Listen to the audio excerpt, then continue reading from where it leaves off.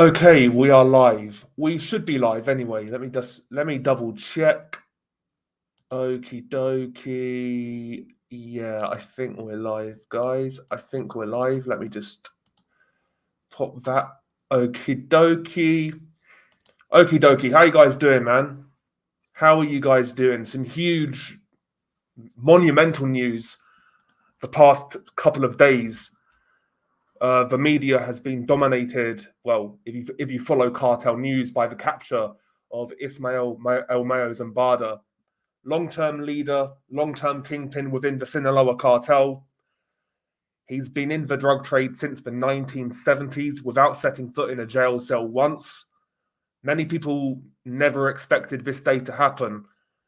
When I saw the news, at first I wondered whether it was like false reporting, a false lead. But the more I looked into it, obviously it was the case. The circumstances behind this arrest are very strange, to say the least. There's been conflicting reports. There's been a few reports that this was planned by Ismail Zambada, that he voluntarily handed himself in. But the majority of reports suggest that he was set up. Of course, he was also arrested with Joaquin Guzman. So that is the son of Joaquin El Chapo Guzman. They were on the plane together.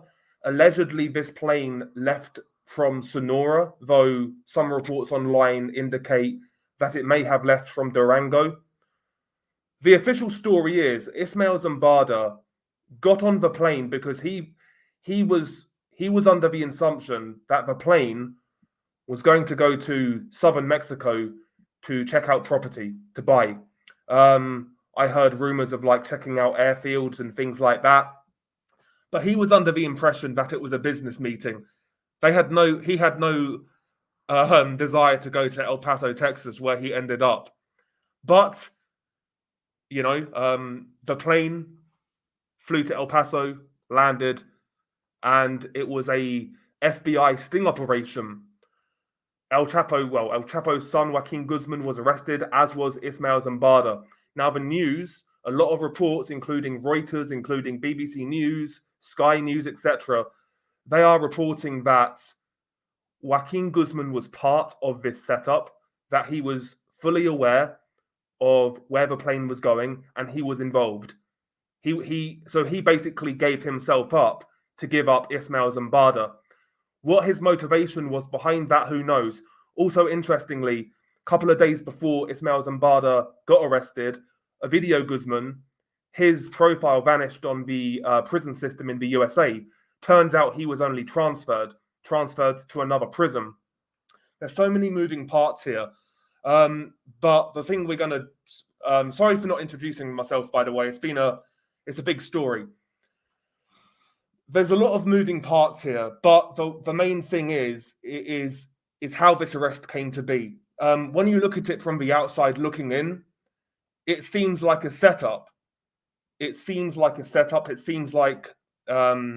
sting operation, which is what it was. The FBI and the various agencies in America were working on this. They knew he was going to arrive in El Paso, Texas, and all the reports are indicating that these agencies cooperated with insiders of the Sinaloa cartel.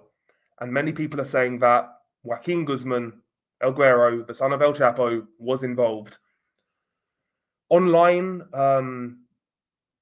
sicarios and, these various cartel profiles, people who were loyal to Ismail Zambada, they are pledging allegiance to his son, El Maito Flaco.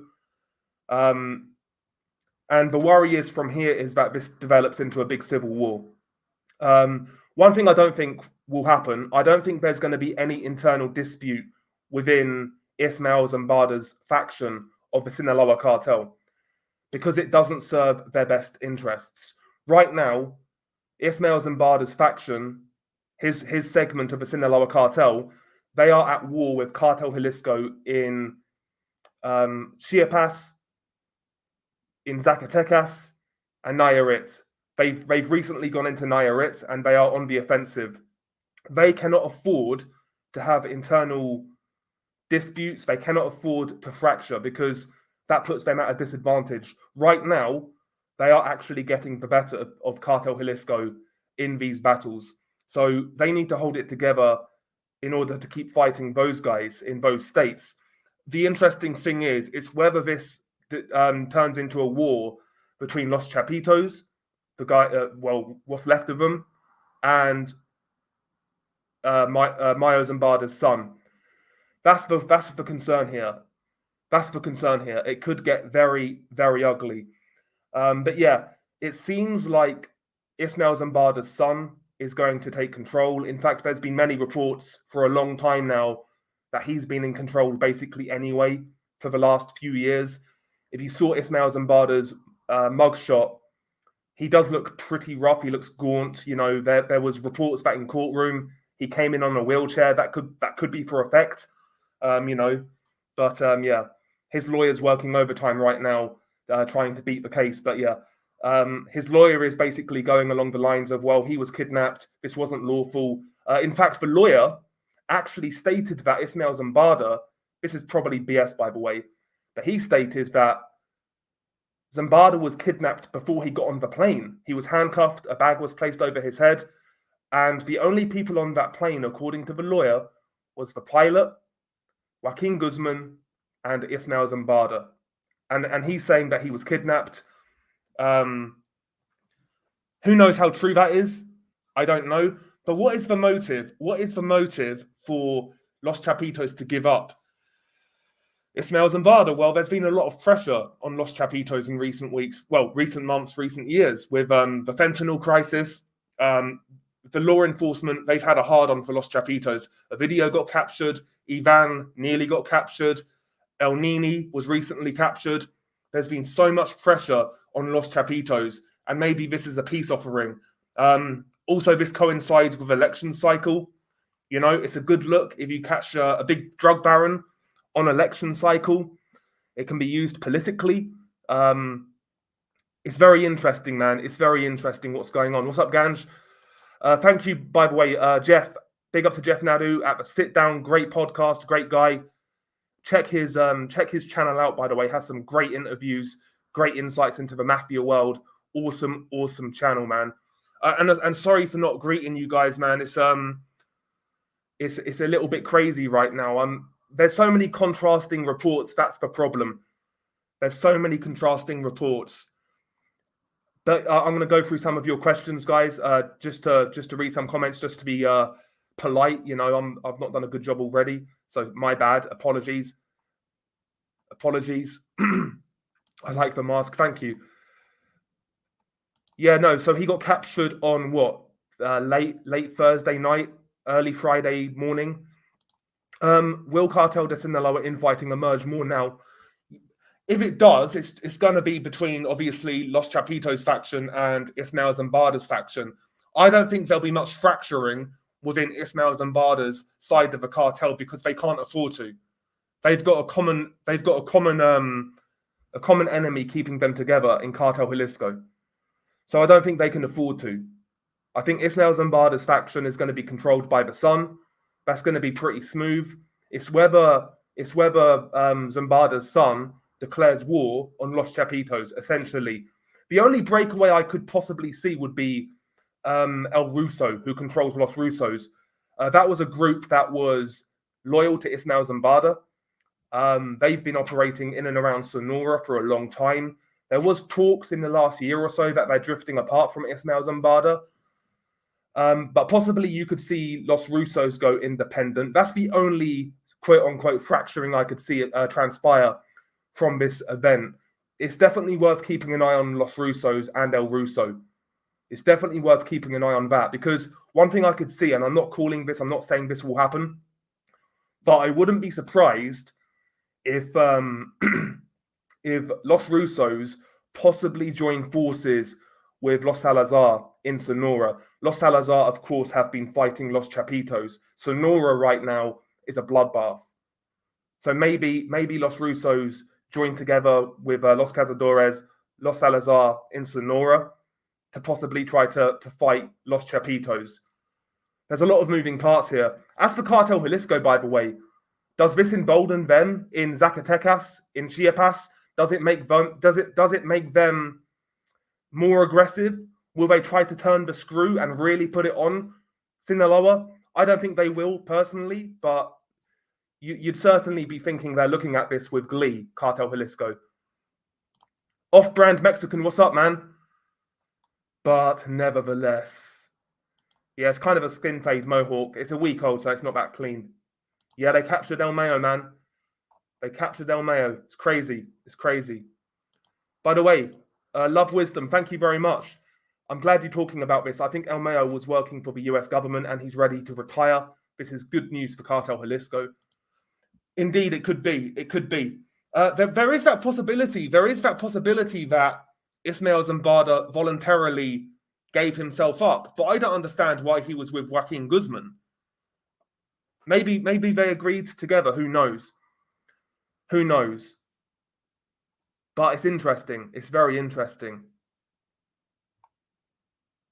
No, I'm not going to play DayZ anymore today, man. I'm not going to play DayZ anymore. Yeah, bro, it's hot here. It's hot wearing this mask, honestly. Yeah, with El Mayo captured, will this create a power vacuum within the Sinaloa cartel? I don't think so, in the sense that you're thinking. I don't think it's going to cause any more fracture than there already is. There's already a clear divide between Los Chapitos and Ismael Zambada. There was already a clear divide. It wasn't all-out civil war, but there was a divide. That divide is going to remain, in my opinion. It's whether that divide gets worse.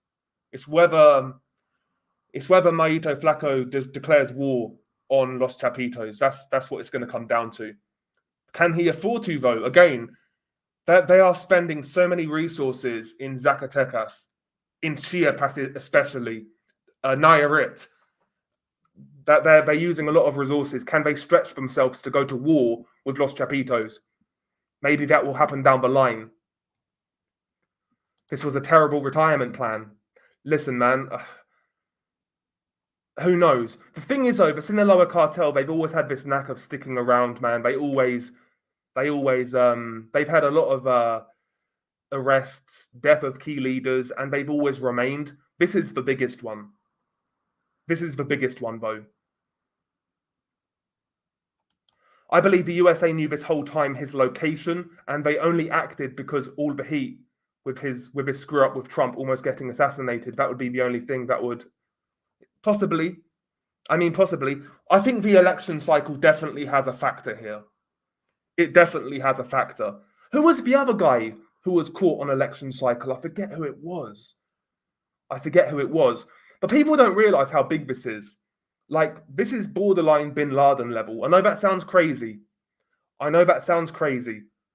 if you consider the amount of drugs trafficked to America, the deaths linked to fentanyl, then all the deaths in Mexico, this is huge.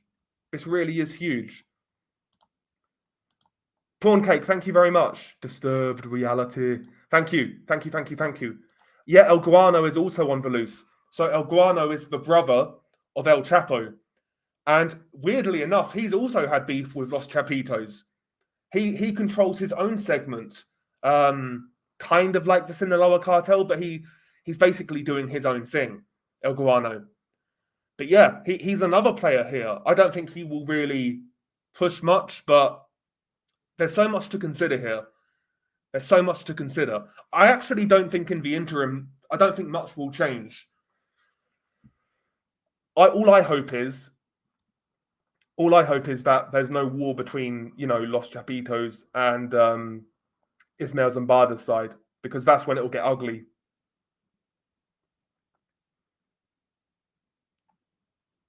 Yeah, he does. He looks thin, Amir. He looks thin, yeah. Well, there was talks that he was like on that he had like diabetes and things like that. He is 76 though, right? He is 76. Maybe one day, Deedle. Maybe one day. Yeah, Amayo has at least like at most 10 years left. Why would he hand himself in, then say he was kidnapped? Well, that's what I'm saying. Unless there's an ulterior motive to who knows? Yeah, that's another thing, Jose Correa. Yes, So they sent 2,000 soldiers and special forces to Sinaloa over this weekend, just in case something does pop off. And if it does, like I said, you would imagine it's going to be between Los Chapitos and Ismael Zambada's side. But who knows? So El Maito Flaco, people have said he's run the cartel for a long time, or he's run Ismael Zambada's side for a long time. But now he is like the public face of that side of the Sinaloa cartel. He is the leader as of right now. It's going to be interesting. The thing is, though, who knows? Like his father, Ismael Zambada, was always seen as like a diplomat who tried to keep violence to a minimum only when it was necessary. Like I'm not trying to make the guy out to be a saint. This is like pretty well known in comparison to other cartel leaders. He was always seen as more of like the diplomat type. Now his son's got full control. You could be looking at somebody a lot worse. Because that's what happened with El Chapo. El Chapo was a violent guy, very ruthless guy. But the Los Chapitos have really surprised people with their levels of violence. And they're just getting more violent as they get more desperate. You know, a video got captured. He was like the businessman behind the brothers. Ivan Guzman, he's seen as like the violent, hot-headed one. And he's basically leading Los Chapitos right now. And Jesus also. Yeah, Miguel Angel Felix Gallardo. Yeah, he was huge. He ran the Guadalajara cartel, and obviously that's where the Sinaloa cartel spawned from. Guys like Ismael Zambada, El Chapo, they worked for Miguel. Yeah, Ismael Zambada definitely, on paper, he seemed to have the strongest faction within the Sinaloa cartel, like the most cohesive. Because you look at what's happening with Los Chapitos. They've lost so many groups, you know, like Los Cazadores, like Los Salazar. These guys are fighting them in Sonora. A lot of people, a lot of like sort of prominent drug traffickers, like drug trafficking families, have not enjoyed working for Los Chapitos, and they've revolted.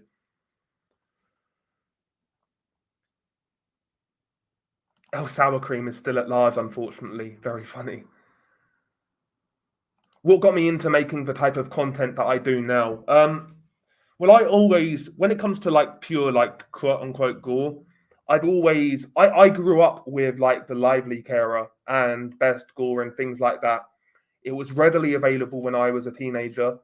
And as teenagers, we kind of dared ourselves to watch certain videos. So these types of videos, as weird as it sounds, were always part of we were all very aware of them during childhood, and it was part of like, you know, I guess trying to be like an internet edgelord, like an early edgelord. And and combining that, I've always been fascinated with true crime. I kind of got into cartels a lot later, to be honest, but I'm fascinated by drug cartels. All the things merged together, and I made the channel. Yeah, I saw the Olympics opening ceremony, like a ritual, right? It's crazy.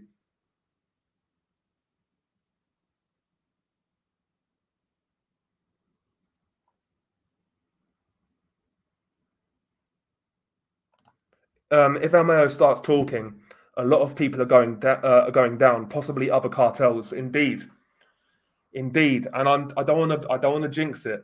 I don't want to jinx it, but we could have a very big interview coming soon. A man who worked with El Chapo, with Ismael Zambada, had dealings with the young El Mencho before CJNG was even a thing. Verified, 100% real, verified. Trying to get the interview. We shall see. So he dealt with Arturo Beltran Leyva also, trying to get the interview. Watch this space. If I get the interview, I'm going to have to like wear a hood and just wear sunglasses. I can't wear a mask in an interview. Do you know what I mean?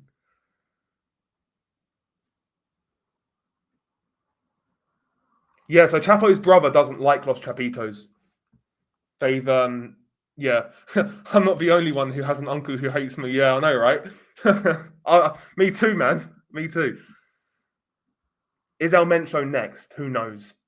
Who knows? I mean, I never thought we'd see the day where Ismail Zambada gets captured. And I have to admit, looking at his photo, so the photo I shared on the community tab was actually AI. The one in the thumbnail is him. He doesn't look like how I expected him to, weirdly. He doesn't look how I expected him to. So God knows what El Mencho looks like now. What's up, Problem? How you doing, man?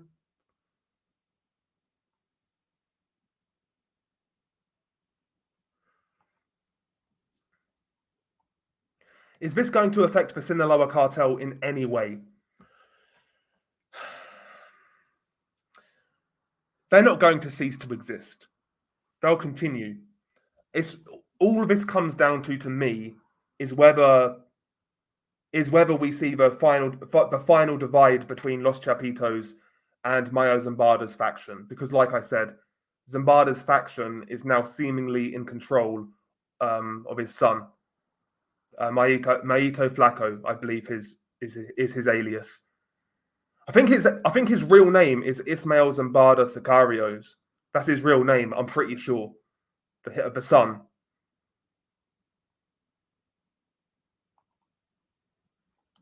Do you think Mencho is dead or alive? I think he's alive. That's what it's looking like, 55BB. That's what it's looking like.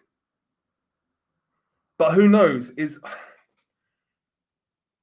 a lot of reputable news sources are reporting that Joaquin Guzman was in on it. That he was in on it. And he fully knew the plane was going to Texas, not to southern Mexico, because that was the plan. Apparently, the plan was to Ismael Zambada apparently got on the plane because he thought it was going to go to southern Mexico so that they could explore property, like landing strips and whatnot, to buy property. I've seen that story banded around, but it looks like a setup. CJNG looking to take over now. I mean, in recent years, Cartel Jalisco are still the first or second biggest cartel in Mexico, depending on who you ask. But ever since their initial burst onto the scene, the last sort of 3 to 4 years, they've really kind of struggled to take new territory. They still haven't taken Michoacan. They still haven't. They haven't been able to defeat the Sinaloa cartel in Zacatecas, in Chiapas. Now the Sinaloa cartel are trying to go into Nayarit, which is controlled by El Jardinero, a very prominent plaza boss within Cartel Jalisco, one of the most violent plaza bosses.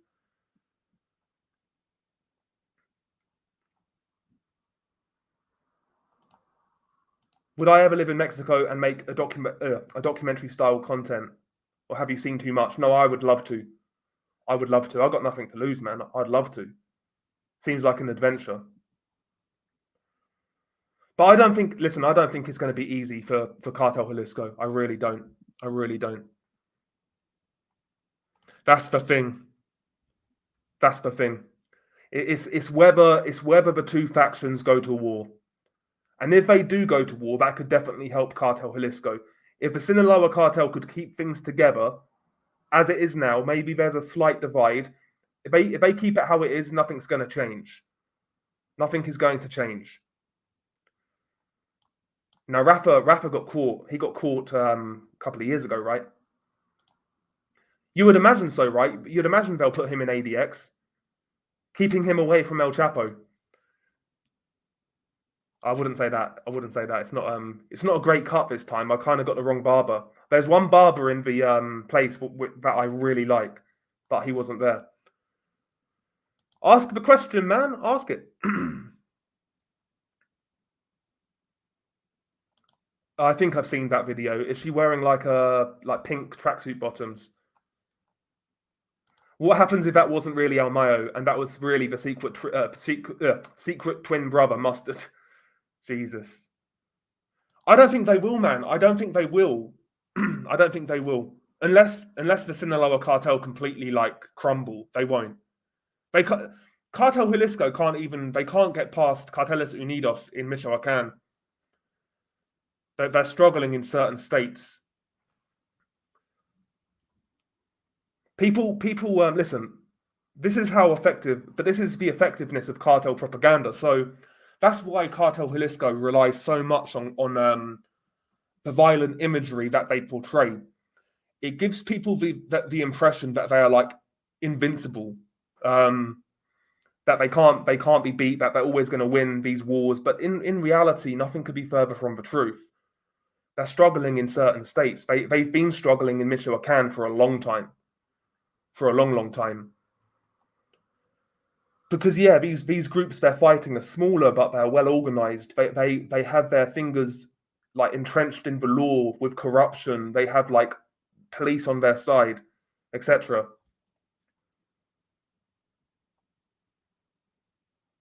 We're just talking about Ismail Zambada and what it means going forwards.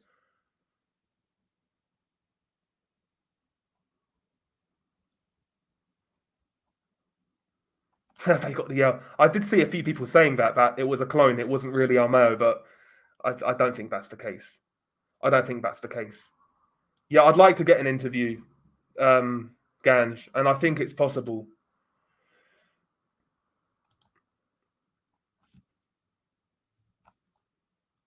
But yeah, he's so the guy I want to get on, he's worked with Ismail Zambada, Arturo Beltran Leyva, El Chapo. He even had dealings with El Mencho when Mencho was within the Milenio cartel. So I think he'd be a very good guest. And also, like, I want to just ascertain how he got into it, what he was feeling throughout the time he was doing it, how he kind of turned his life around, and what he's doing now. I think his story is really, it's actually, it finishes really, really positively, to be honest. Digital Apple, what's up, by the way? Interview gonna run the Unabomber style. Yes, sir, exactly. Thank you, by the way, Yasina. Thank you very much.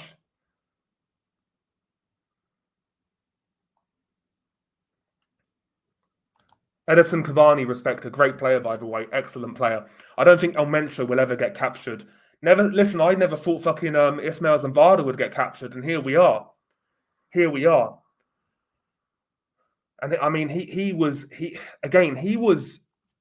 been doing it since the 1970s, and he's never seen a jail cell. Never seen a jail cell. Whereas Mencho, at least, he's been in prison, right?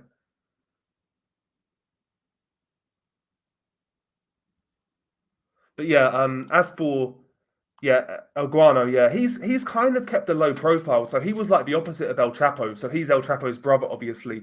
El Guano is much more low profile. He runs a faction called El Gente Guano, I believe. Um, I think it, yeah, I think it's Gente del Guano, possibly. Um, but yeah, he runs his own faction. I'm not even sure if he's technically like called the Sinaloa Cartel. Yeah, well, by looks of it, bro, Carlton, he's already been replaced by his son, El Maito. I had an uncle that ran into one of the Ariano Felix brothers in the state of Durango. Yeah, man. Ariano Felix brothers, their story is really interesting. And the Lord of the Skies, possibly one of the most intelligent drug traffickers of all time.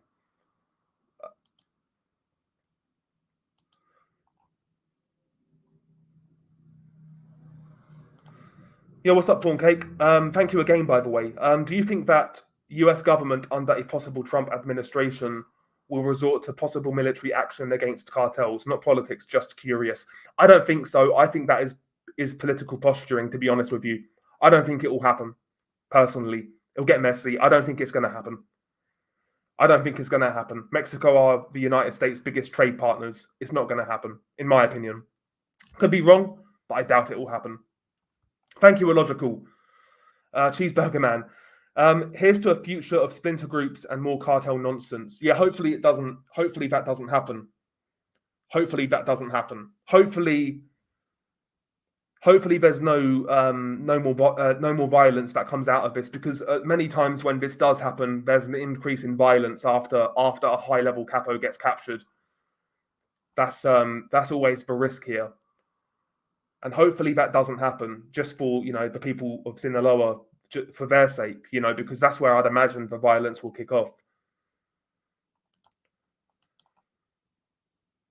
Yeah, I know, right, American cynic. I bet if I went to a cartel party, it would take me less than 10 minutes. 10 minutes for my smart ass to get killed. Yeah.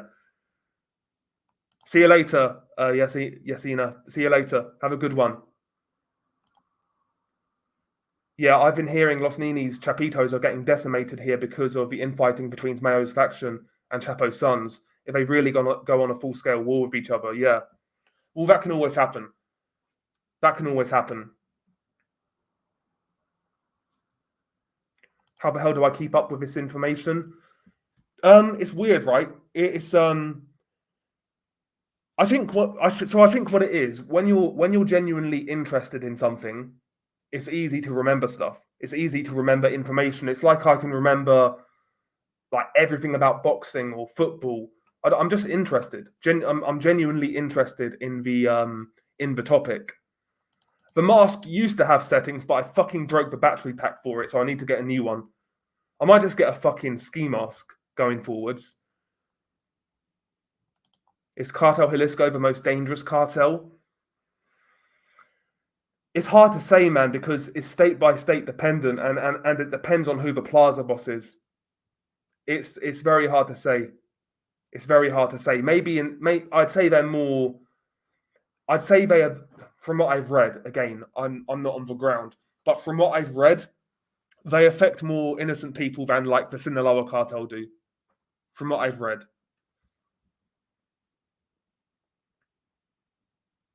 No. There's people like Luis Chaparro, Juan Grillo. There's a lot of guys out there who have far superior knowledge to me. Yeah, hopefully we get there. Wait, hopefully we get there. We've definitely slowed down a lot in the last year.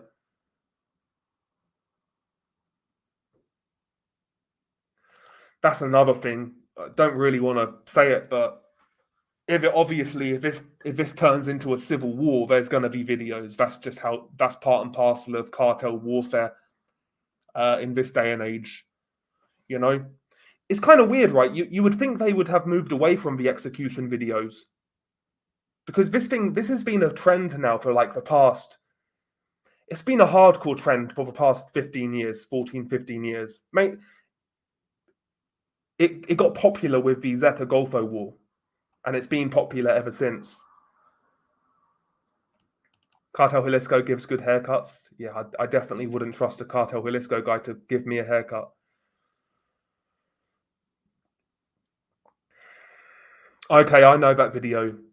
I know that video you're talking about, Wendy Sheets. Yeah, it's a horrible video. What's up with El Mayo's nose? Probably cocaine, bro. Honestly. Probably cocaine. But yeah, I for some reason I expected him to look different. Yeah, exactly, Edison Cavani, Respector. Yeah, when a cartel fractures, new ones then take their place. Yeah, I mean, that's how Cartel Jalisco came about. Because the Milenio cartel, they fractured, and it was Mencho on one side and those who opposed him. The Milenio cartel, when they fell, they were basically Sinaloa's bitch. They were once upon a time a big cartel in Michoacan. They got kicked out of Michoacan by La Familia. Then they had to grovel to Sinaloa. They were basically Sinaloa's bitch. Then they started infighting. Mencho won, and then it turned into this massive new Cartel Jalisco new generation. It's called the decapitation strategy. It's when law enforcement target a prominent member of a criminal organization. Obviously, they take the prominent members out to try to destabilize the organization. And very often that does happen. But in worst case scenarios, the organizations become fragmented and more organizations form. And sometimes these new organizations, like Cartel Jalisco, go on to be even worse. And that's the risk you take with capturing a guy like Ismael Zambada. Maybe his son is far, far worse. Maybe his son is more keen on relying on violence. Because out of all of these notable traffickers that are around now, they always say Zambada is like the least keen to resort to violence. He does, but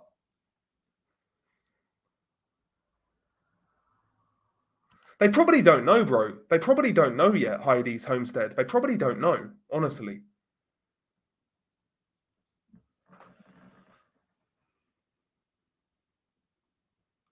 Cartel Jalisco's getting beat by an organization named after a fucking boner pill.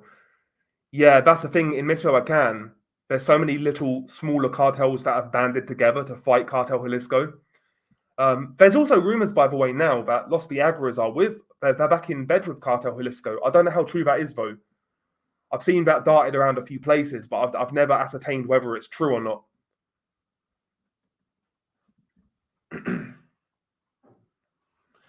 No. It's going to be his son, Robert. It's going to be his son, Mayito Flaca.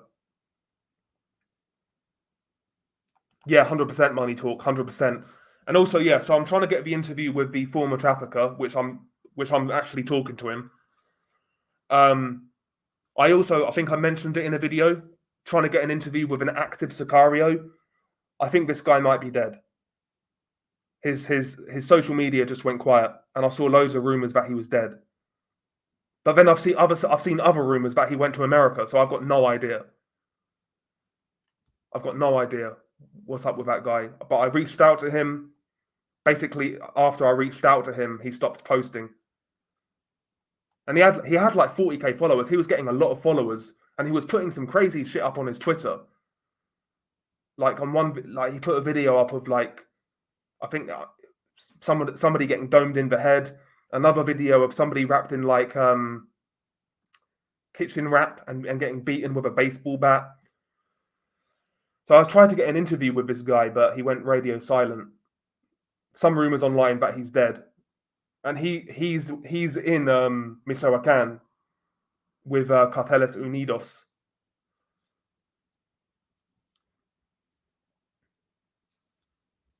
Yeah, I don't think it was El Mencho hands. I've seen that video though. There was one video where some people claim it was Mencho. So do you know the video where it looks like a family, or there's like three guys maybe kneeling down in the woods, and it's like a high def image. It's like a really high def image. Some people say that's Mencho. There is a video of it as well. What's up, Spooky? Oh, you got your passport. Nice. Fresh haircut as always. I wouldn't go that far, man. This one's not a great cut. It's not a great cut.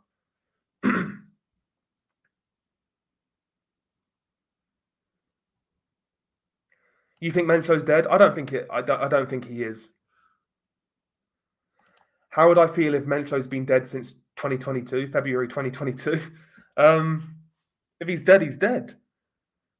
To be honest. Ghost Rider. So Ghost Rider was part of Carteles Unidos, allegedly, or Los Viagras. I think it was Carteles Unidos. Because that happened after a big shootout in Tepalcatepec. And he was basically captured by...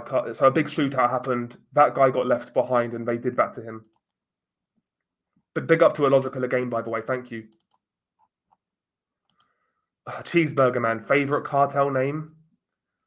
Bro, I can't be giving these guys any like positive messages. I don't really have one, to be honest with you. Los Viagras, I guess, just because it's different, but I don't have one, honestly. And thank you, Roland. Have a beer on me. Keep up the good work. Well, thank you, Roland, man. Very, very kind of you, man. Big up to yourself. Big up to yourself. Who's the Sicario of Funky Town? No idea. No idea. The only thing we know about that video is that somebody called Danny was involved. That's all we know. And that the guy getting cut up was he was told that you chose the wrong side. That's all we know, honestly. Yeah, he got captured, bro. El Mayo's captured. He got captured on early hours of Friday or late hours of Thursday. Yeah, he got captured in El Paso, Texas. He got set up by looks of it. Would you make a video on Griselda Blanco? She's just as brutal as Z40. I think I've been asked this before. Okay, I'll take a look. It's okay, I'll take a look. Yeah, I'll take a look. Yeah, exactly. The power shift is naturally, it naturally causes violence, indeed. Not yet. It's hard to research, Dorian, but I will do. I will do.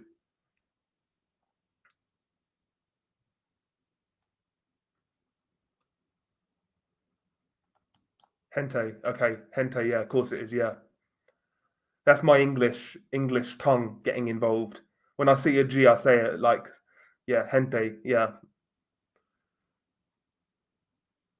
yeah, that's what they say, Hector. Yeah, El Mayo's been sick with diabetes for a while. That could explain his weight loss. He had health problems that could possibly be why he turned himself for that reason. Yeah, if he did turn himself in, maybe he realizes he's not got much time left, and maybe him turning himself in could help other people, like maybe his family, his sons.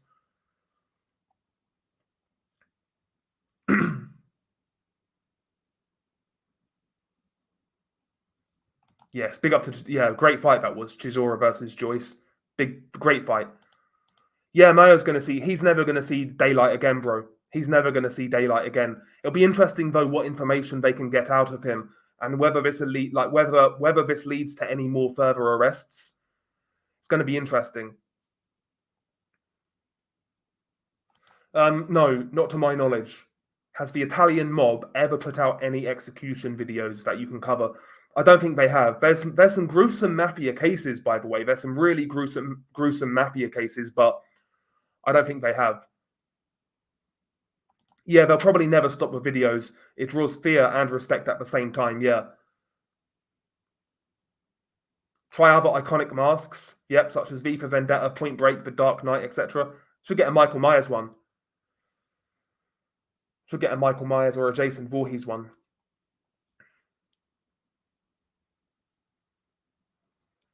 Yeah, so I was given the lead. I was given the lead. Some guy thought it was possibly a lead that could explain Funky Town further. It was an interesting case. It was an interesting case that I still may discuss, but it wasn't Funky Town. It wasn't to do with Funky Town. It happened at a very, very similar time, and it was worth looking into, but it wasn't. It wasn't Funky Town related, unfortunately. Because I'd love to know an answer behind that. I'd love to because I think a lot of people are like that, right? It's like with Chechnya as well. A lot of people just want closure. They wanna know more because we know nothing. You want this is going to sound possibly insensitive, but you literally want to put a face to the person. It's weird. It's very strange. That video is definitely lives rent free in my head.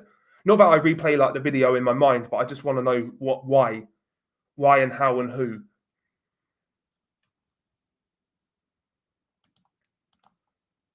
Possibly, yeah. Ernesto Fuentes. Well, we all know cartels currently operate in Texas and Arizona, etc. That happens. There's been a few cartel related murders in those states, in the border states. Could it get worse? Very possibly. Very possibly. But they can't rock the boat too much. Yeah, you could set up a strong backlight and adjust your camera settings to hide your face for the interview. You'd be a cool looking black figure. Could do. Because I know he doesn't show his face either, for obvious reasons.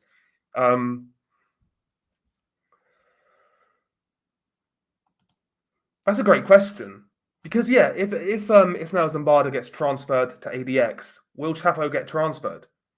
I mean, they could have those two guys together without them ever meeting each other, to be honest.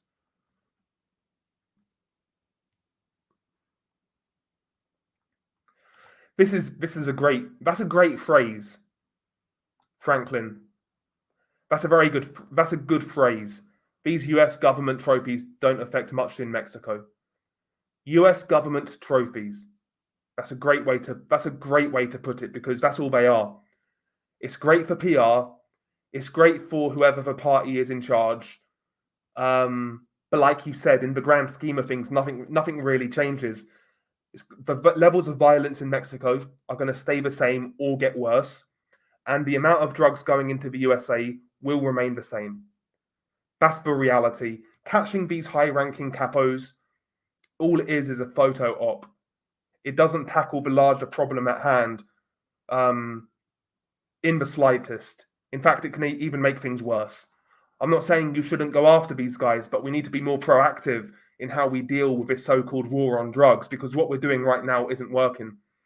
There's a lot wrong with culture. There's a lot wrong with society in 2024 in the West. We're talking about the consumers here, the UK, the USA, and various other countries across the globe. Why are so many people taking these substances? Why? Why do people feel the need? There's a reason for it. People are. There's a lack of community now. A lot of people have fractured families, poor relationships, poor prospects. The food we're eating makes us fucking depressed. I'm going down a rabbit hole, but we're not happy as a society. And a society that isn't happy is going to turn to these drugs, and it's just going to. We need to tackle the root cause of why people take these drugs. That's a reality, in my opinion. That's the root cause. We need to go after the root cause. What we're doing right now is treating a symptom, or we're putting a plaster over a machete wound. That's what we're doing when we capture a guy like Ismail Zambada, even El Mencho. Nothing will change. Nothing will change.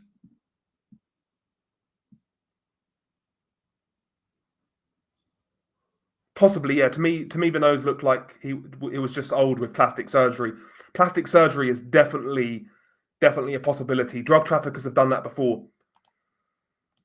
By the way, guys, if you could smash the like, it would be much appreciated. You think Cartel Jalisco's downfall is coming, or will they keep growing? I don't think it's coming anytime soon.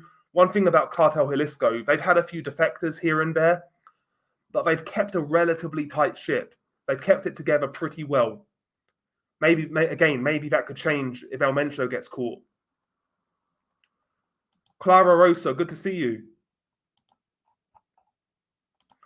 Thank you, Luke, by the way. If Zambada starts snitching, won't that just be putting targets on the back of his family? On the backs of his family? Yeah, possibly, but his family is still heavily involved, so they're going to fight fire with fire.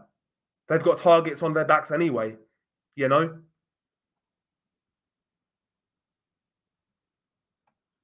I can turn the fire up. I can turn the fire up. But I've still got ambient music, the old ambient music. Okay, I think I know the track you're talking about. Yeah, these cartel heads are getting old. Do you think Mexico will start utilizing their military against the cartels like they did in the early 2000s? So they turn into small militias. I don't think it's going to work, man. I don't think it's going to work. It didn't work. It didn't work in the mid 2000s, really. It didn't really work then. I don't know what. Listen, I think we have to tackle the root cause. We need to do a much better job at tackling the root cause. There's so much that needs to be done on every level, but yeah, I've heard of Marino Loco. Yep, I have. I've been debating making a video on it for a long time. What's a Viagra? A Viagra is a pill to get your willy hard. It seemed that he got set up. Arby's parking lot brawl. It seems like he got set up by one of Chapito's sons. Los Chapo's son, sorry.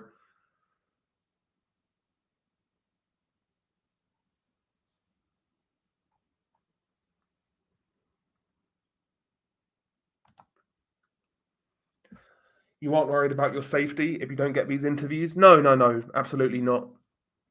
Absolutely not. Aren't you scared you could attract unwanted attention? No. There's no reason for a cartel guy in Mexico to kill somebody halfway across the world. There's no point. Love your videos. Disturbed reality. One can learn about the videos without scaring themselves. Could you please say Burger King? Okay, Burger King foot lettuce with your voice. Thanks. Have a good one. Thank you too. Thank you too. Josecito, what's up, man? What's up, Del Boy? Can't wait for this to be over. I'm from Guanajuato. I don't even want to go out for anything, due to everything that is going on. I don't blame you, man. I don't blame you. I don't blame you.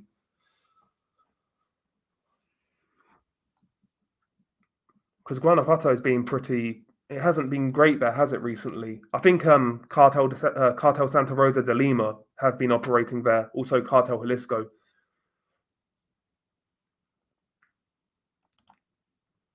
No, bro, I never went to college. I never went to college. I think anybody can like. It's just literally finding a subject that you like and you enjoy. That's all it is. Doop, what's up? By the way, no worries, Sharon. Hopefully you're good. That's another one. Yeah, I could reach out to him as well. Yeah, Ali Gonzalez. Yeah, former Sinaloa Cartel and La Familia Michoacana lieutenant soldier. He does a lot of interviews on YouTube with different YouTube channels. He's a cool guy. Yeah, I've seen his stuff. I've seen his stuff. Yeah, very interesting. So he was like on the ground. He was, like you said, he killed people. He was a sicario, and yeah, he worked for the Sinaloa Cartel and La Familia. Yeah, and his story is pretty interesting. He wasn't yeah, that very interesting story.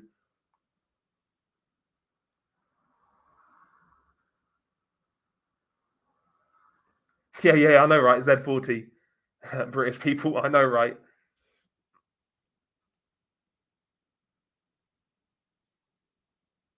Yeah, that's what I'm seeing as well. Conspiracy music. That's what a lot of people are saying. But who knows? Who knows? What's worse, Ghost Rider video or the Zacatecas playing? That's like asking. It's like asking to choose between a shit sandwich, a shit sandwich, and a fucking shit smoothie. They're both terrible. Sound wise, Ghost Rider is far worse. Violence, like visceral nature, I say Zacatecas playing is worse.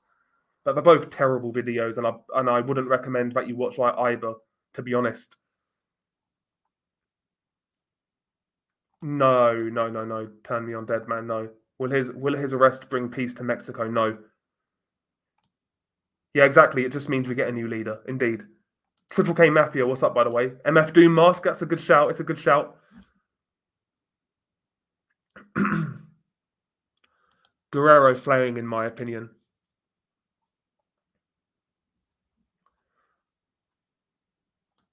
I really had a family member get picked up by a cartel in Chihuahua.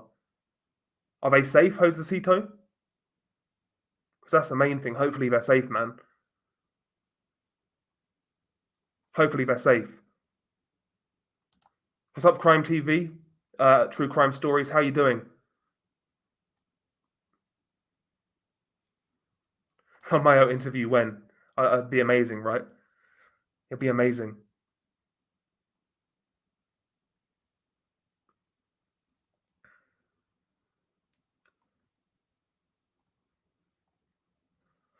Exactly. Yeah, me too, American Cynic. In relation to Funky Town, yeah, I'd love to learn the story of what the fuck occurred before the cameras started rolling. Yeah, how he got picked up, why he got picked up, who he was, what he was involved with, etc. That's what I want to know. Well, that's a very common thing with. This is not just cartels. This is like street gangs everywhere. The honey trap method, where they'll use women to lure in a guy. They'll set the guy up and then they'll kill him. That's a very common technique. Not only is that used by criminal gangs, that's used by the agencies, right, to get people either to blackmail them or to lure them in. That strategy is as old as time, as old as time. As smart as a lot of us are, as smart as some of us men are. I'm not one of them, but as smart as some of us men are, women make us make very bad decisions. You know, women can make us make very bad decisions. I'm sure we've all been there, guys, right? I'm sure we've all been there.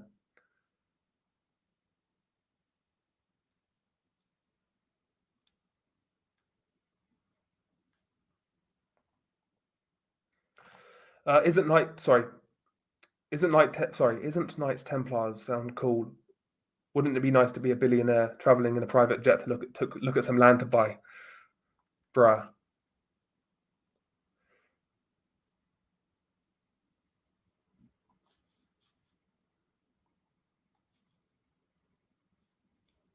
Yeah, possibly Birdo. Yeah, El Marino Loco. People have asked for that video for a long, long time. Possibly.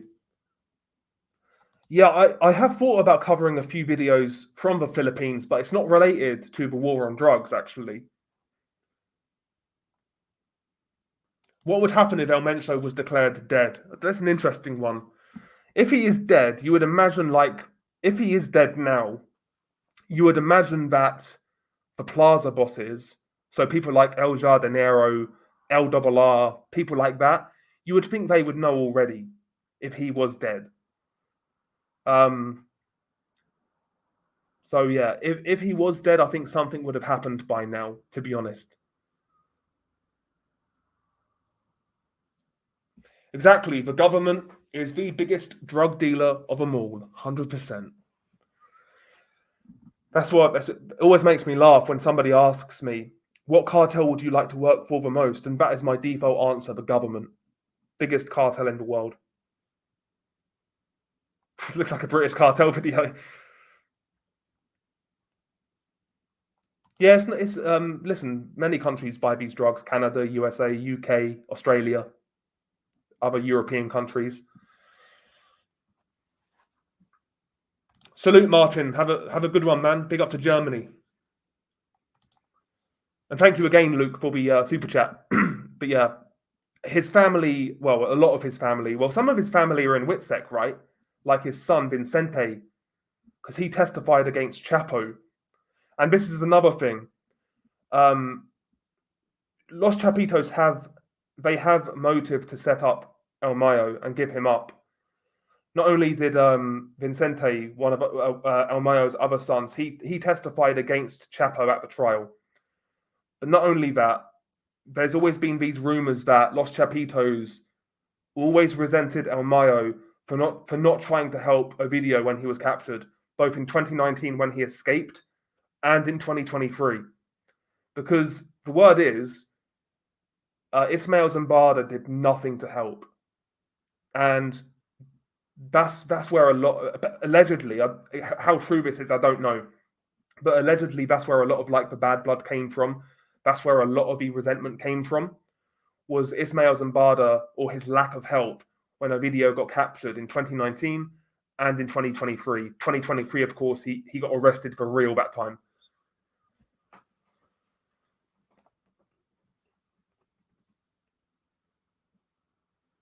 He is like 76, 78 though, right? Ismail Zambada. He's nearly 80 years old. He does look like a regular old farmer, doesn't he? Yeah, like somebody's uncle. Because in the other picture, in the AI picture, and do you know what that picture of El Mayo where he's like the last known picture we have of him when he's got like the hat on, like the cap. Back then, like he looked like my fucking dad, bro. It's crazy. He looked like my dad like 10 years ago, bro. It's crazy.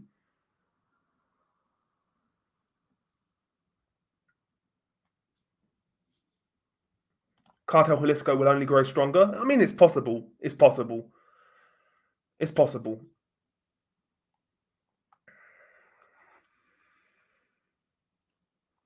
Have I ever watched a video called Curiosity Killed the George? No, I've got no idea what that is, if that's even real.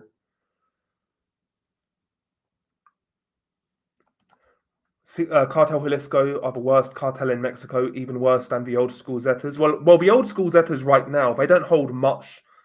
They don't hold a great deal of influence. They're still prominent, but they're nowhere near what they were back in the day. Not in a way that people think it will. If it causes any war, it's just going to be between Los Chapitos and El Mayo side. That's what it's going to cause. But I don't think there's going to be infighting within Ismail Zambada's faction of the Sinaloa cartel. I think it's just going to go to his son, and his son will run it. That's what it's seeming like anyway.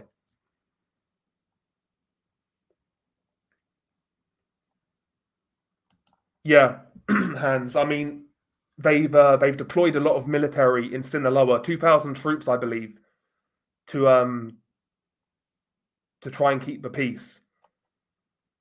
You know, there's always a risk of that. They wouldn't deploy 2,000 troops otherwise, right? There's always a risk. Yeah, man, I've heard a lot of corridos. Yeah, I've heard a lot of corridos. What's up, TGDG? What's up, man?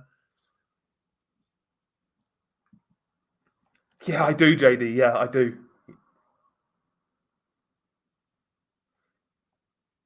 Do you have a channel, American Cynic? I'll check it out.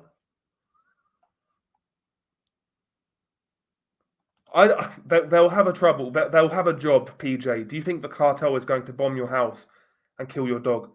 They'll struggle because I don't have a dog. They'll struggle. No, I've never been on the dark web and never will. I'm too scared to. I'm too scared to get some fucking virus that like steals all my money and steals my identity. Fuck that shit. I ain't doing it. I ain't doing it. But I don't think there's like, nah, I'm not gonna do it. I wouldn't know how to navigate it.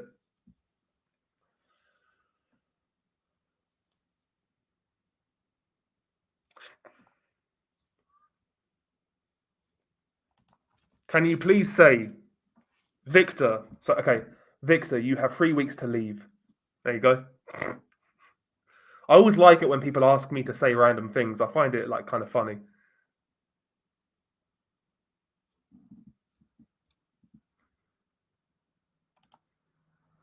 Is there a possibility that a cartel member is watching the video? Not right now. I very much doubt it. I very much doubt it.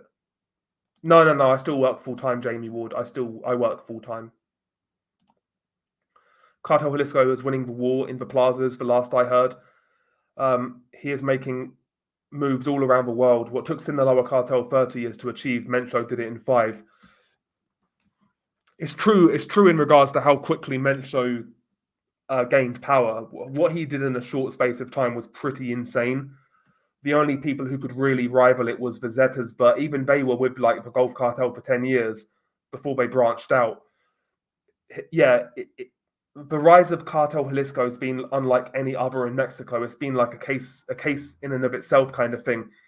But no, apparently, well, according to a lot of narco journos, like they are struggling in Zacatecas and Chiapas against the Sinaloa cartel. It's not like they're not getting decimated, but they're getting all they can handle. This is it, guitarist dog. Yeah. The sad truth about the Funky Town victim was that he was just one of thousands of victims who met similar fates and was most likely a bad person himself. I think so, Astro, by the way. I think so. I think he was deceived. I think he was set up. I never wore one, Stephen, during COVID. Bro, I never wore one. Yeah, South American prison videos I could do. Yeah, there's loads more I could do. I'm assuming. I'm sure there's many more out there. Yeah, me too, bro. It's crazy how this is all unfolding in our lifetime. I never thought in a million years El Mayo would ever get caught. Me too. I thought he would die, not being in prison.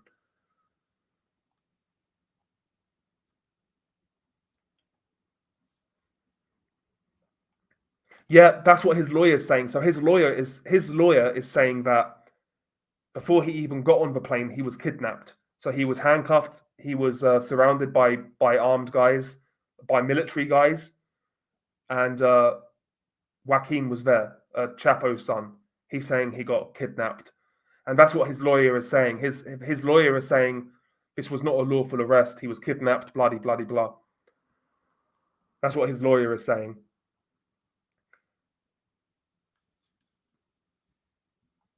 Doesn't sound like much of a defense, to be honest, but thank you. Yeah, indeed, Mr. Wombat. Hit the like button.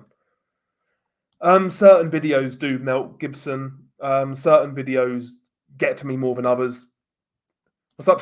What's up, Lebat Face? I watch every episode of yours when it comes out. Thank you.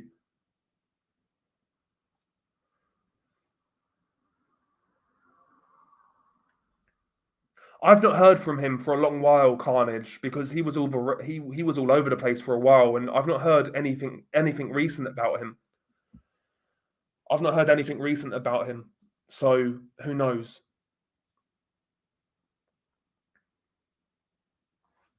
Yeah, exactly. Yeah, I mean it's true. The pussy trap is popular because it works. Yeah, exactly. Oh shit. Sorry to hear that, Josecito. He's been missing since the 13th of June. And that's in Chihuahua. Sorry to hear that, man. That's fucking crazy. See, Chihuahua back in the day was like the Zetas were very prominent there.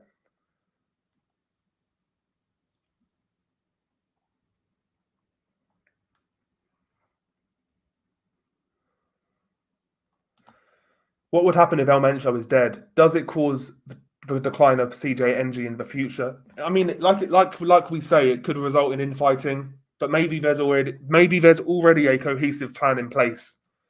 Because there is this theory as well that Mencho is not really heavily involved in like the day-to-day running of the cartel. Like a lot of the power basically is with the plaza bosses. So we're talking about guys like El Jardinero, who runs Nayarit, people like that.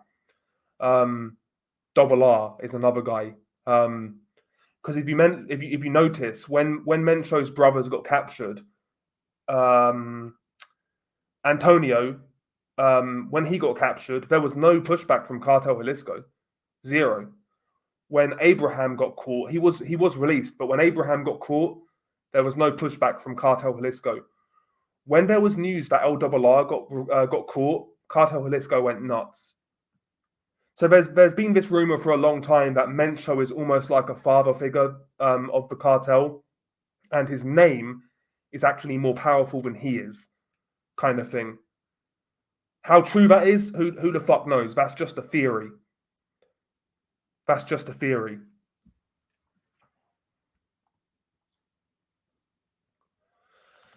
Do a video on Satanism in Mexican cartels. Yeah, that could be interesting. That could be interesting.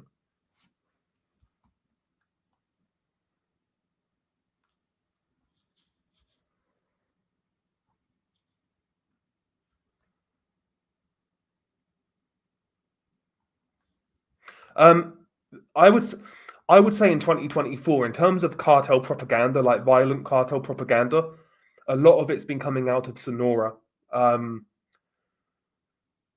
with Los Chapitos against Los Salazar. There's been some pretty fucked up videos coming out of that part of Mexico.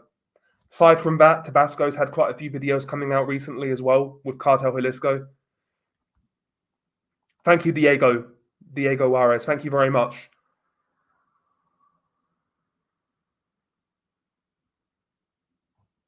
Oh, was it really? Summer? I thought it was summer 2018. Okay. Interesting. Yeah, it makes sense offline.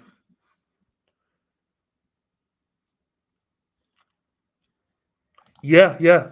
A lot of these drugs are shipped to places like Senegal and Guinea-Bissau before they are then moved to Europe. Yeah.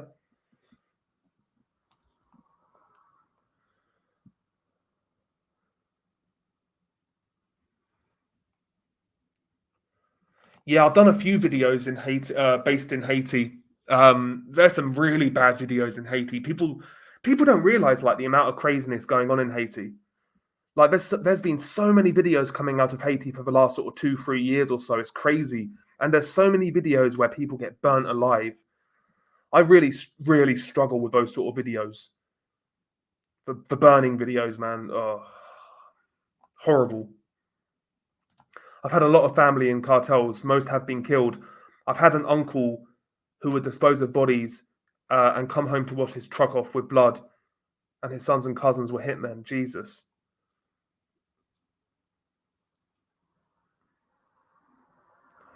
The independent cartel of Acapulco. That was started by Lababi, I believe. Once he basically turned his back on like the Beltran labors. I don't think so, but I could be wrong. I could be wrong. I'll have a look. It's not very. I mean, let's have a look. I don't. Independent.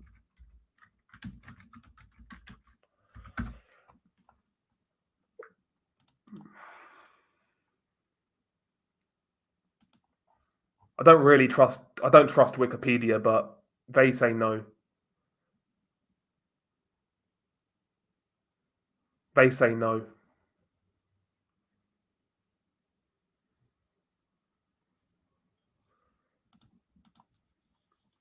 What's up, Smackavelli, by the way? Thank you for the membership. Much appreciated.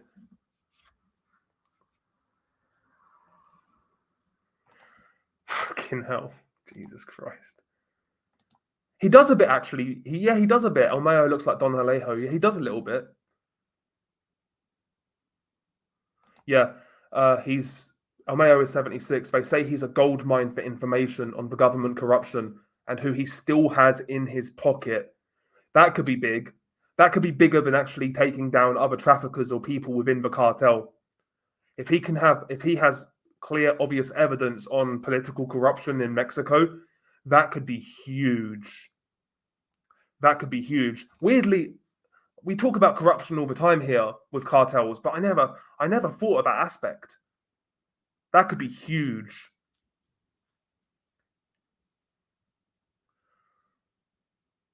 That's a very good point, Billy. That's a very good point. You should listen to a narco corrido called Grupo 360 La Rana. It's catchy. Yeah, some of those songs are catchy, I can't lie.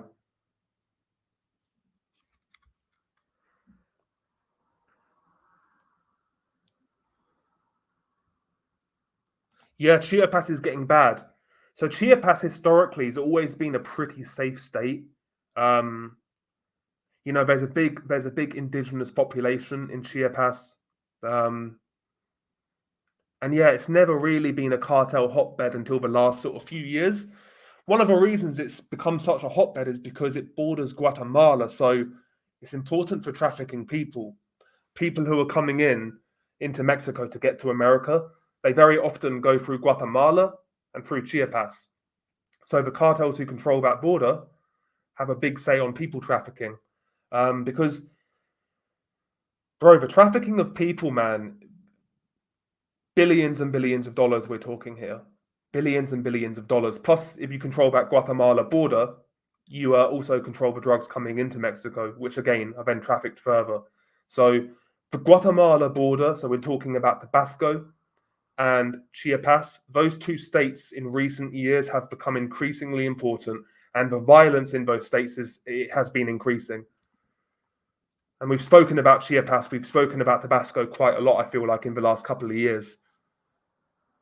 Ghost face masks are too big, man. They're too big, too long. Pause. That's what she said. Well, apparently he had a prison director, I believe it was. Apparently he had a prison director killed, Z40, because he's still in prison in Mexico. I've always wondered how that guy hasn't, how he's not been extradited. Like, Z40 was one of the most ruthless cartel leaders you'll ever read about. Like, utterly ruthless. Leading the Zetas in their height, and the guy's not been extradited. Can you imagine one day and we wake up and he's escaped? Can you imagine? It's happened before. It's happened before. Because there's rumors he still has a say within Cartel del Noreste. Because if, let's say, for example, he did escape, you would imagine he would work with Cartel del Noreste. You would imagine, because he still has family members in that cartel. I don't think so. I don't think Cartel Jalisco will take over Mexico, no. I don't think you'll ever see a Mexico completely dominated by one cartel. I think those days are gone. Yeah, Manchester United. It's your boy, Alan. Manchester United. Sorry to say.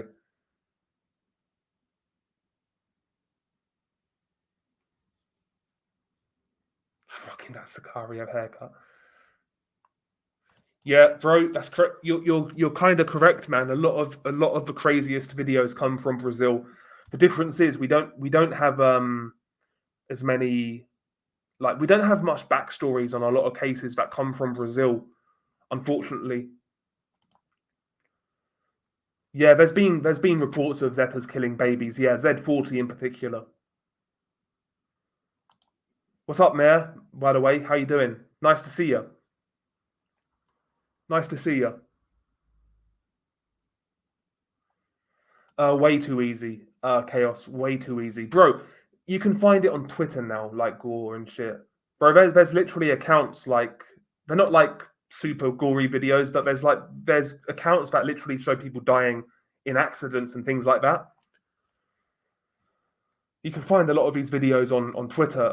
I've seen so many like new cartel videos on Twitter. Like a lot of the ones I've covered recently, I first saw on Twitter. Believe it or not.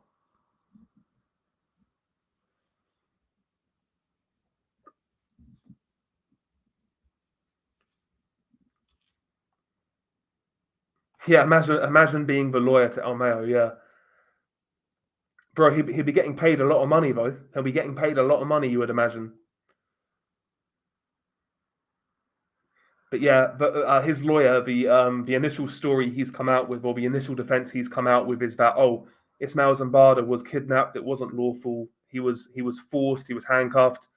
Bloody bloody blah, held against his will.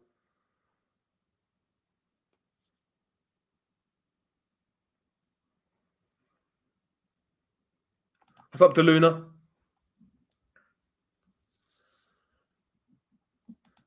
Yeah, imagine Mencho was never involved and he was just a guy everybody mentions to ignore the real leaders. Yeah, I don't think it's the case, but yeah, there is a possibility that he's nowhere near as powerful as he once was, and he's taken a backward seat into the within Cartel Jalisco. There is that possibility. There is that possibility. Yeah, bro, it's like the Goodfellas. It's like Goodfellas in real life. Um, Adalberto Vasquez. It's like Goodfellas in real life. Yeah, exactly. Exactly, Adrian. Yeah, Cartel Jalisco almost set the world on fire when LRR got arrested. Yeah, exactly. But when Mencho's family members get arrested, not so much. It's kind of interesting, isn't it? It's kind of interesting. Because there's a lot of talk that LRR, if Mencho is still running things and Mencho dies or is arrested, there's been a lot of talk that LRR could be one of the candidates to take control. Same with El Jardinero. Also, Mencho's, I think, stepson. Forget the guy's name. Is it something Velasquez? I forget his name. Forget his name. What's up, Peter? Peter Kegwin, how you doing? No, Mencho was arrested in America. He was arrested in America when he was young, like when he was in his late teens, early 20s. He did 5 years in Texas. Mencho. He had a 10-year sentence, I believe. Was released in 5, something like that, and he got deported. Yeah, because he got arrested with his brother Abraham in America, in San Fran, for dealing heroin to undercover officers. And yeah, they both did a bid in America, both Abraham and El Mencho. Yeah, possibly.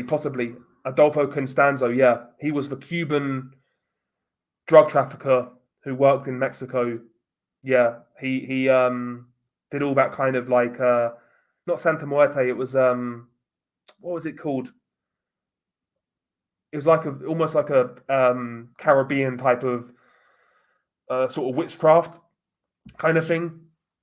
But yeah, very interesting case, very possible.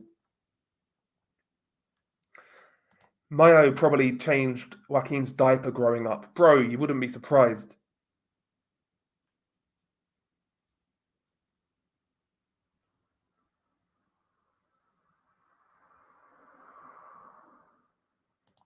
Yeah, this is the risk, Spencer. Yeah, Mayo being captured only means more brutality and worse for the future.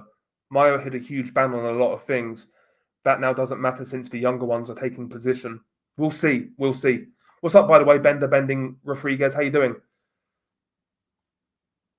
Possibly. It depends on how. It depends on whether they. It depends on whether Ismael Zambada's faction go to war with Los Chapitos. If those two factions go to war, it could affect them pretty badly. We shall see. We shall see. Or who knows? If one wins, if one wins, it could empower them further. So who knows? This could play out so many different ways. So many different ways. Busy dancehall frequency, CDN. Yeah, I see those emojis all over the place with CDN.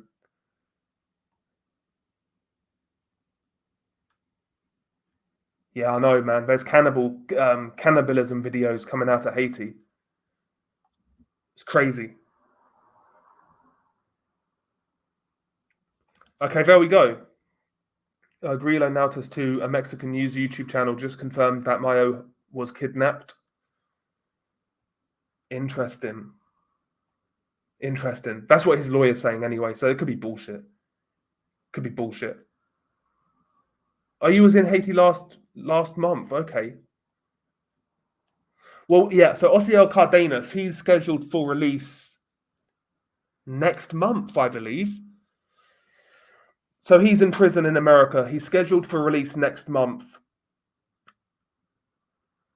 I wonder what's going to happen after that, because the theory is if he goes to Mexico, he's going to get killed because he ratted on people. He could go into WITSEC and stay in America, you know. He could go into witness protection and stay in America.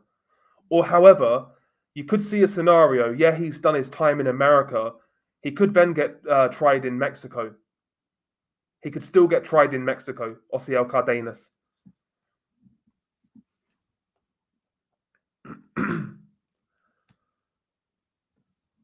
Sometimes awesome, YNC, sometimes, yeah. Okay, the little town in Zacatecas where I'm from, there's a curfew. If you're out, you get recruited. Okay, so if you disobey the curfew, okay, that's crazy, man. Yeah, cartels fucking they enforce curfews in certain towns and villages. Yeah, I was actually reading this about Los Viagras. Los Viagras, basically, they've got this hustle in certain like villages where basically you have to pay them for Wi-Fi. So what they've done, they've set up like really terrible village Wi-Fi, and they charge every resident to use that Wi-Fi. I kid you not.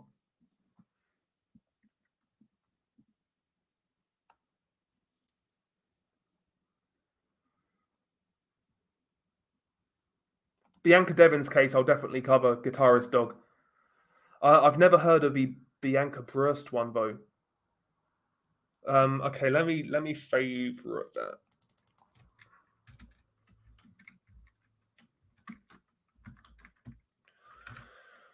I'm so hot in this mask, by the way. Fuck me.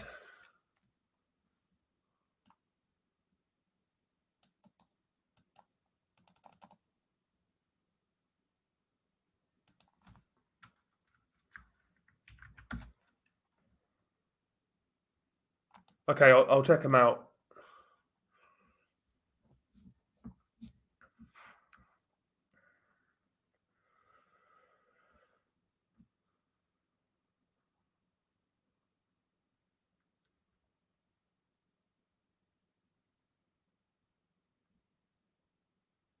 Yeah, I'll try to. Yeah, it seems Allende massacre seems quite complicated, but I'll look into it. Yeah, yeah. So Los Chapitos are made up of four brothers, right?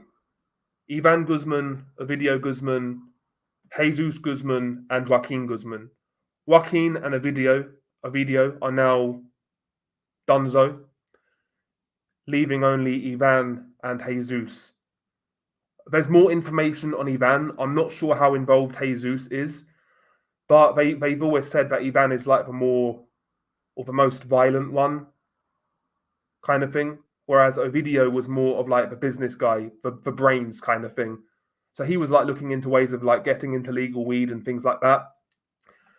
Trying to really diversify their income. Whereas Ivan is more of like the hothead, violent type, allegedly. That's, again, this is just what I've read.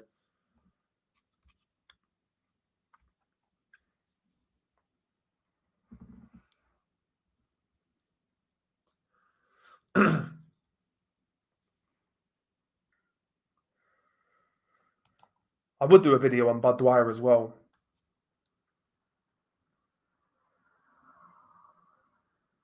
Yeah, I mean, we mentioned Chiapas earlier. Chiapas is a very good example of that in Mexico, with indigenous populations getting affected and caught up in cartel activity. Because Cartel Jalisco in particular, and I guess the Sinaloa cartel have been doing it as well. They've been like sponsoring like street gangs in those in Chiapas, who like really do victimize the local population, like with extortion and things like that. Um, but yeah, it happens. It happens a lot in Brazil as well, and Venezuela, places like that. Venezuela, it's really bad actually, because they'll use these guys as labor, especially like the gold mining gangs in Venezuela.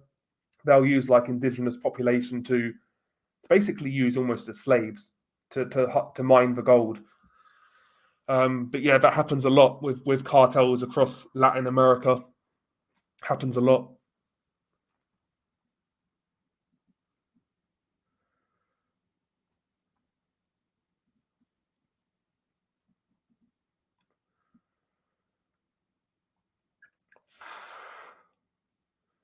Yeah, he's captured. Yeah, he's in America now. Noogie, he's in America.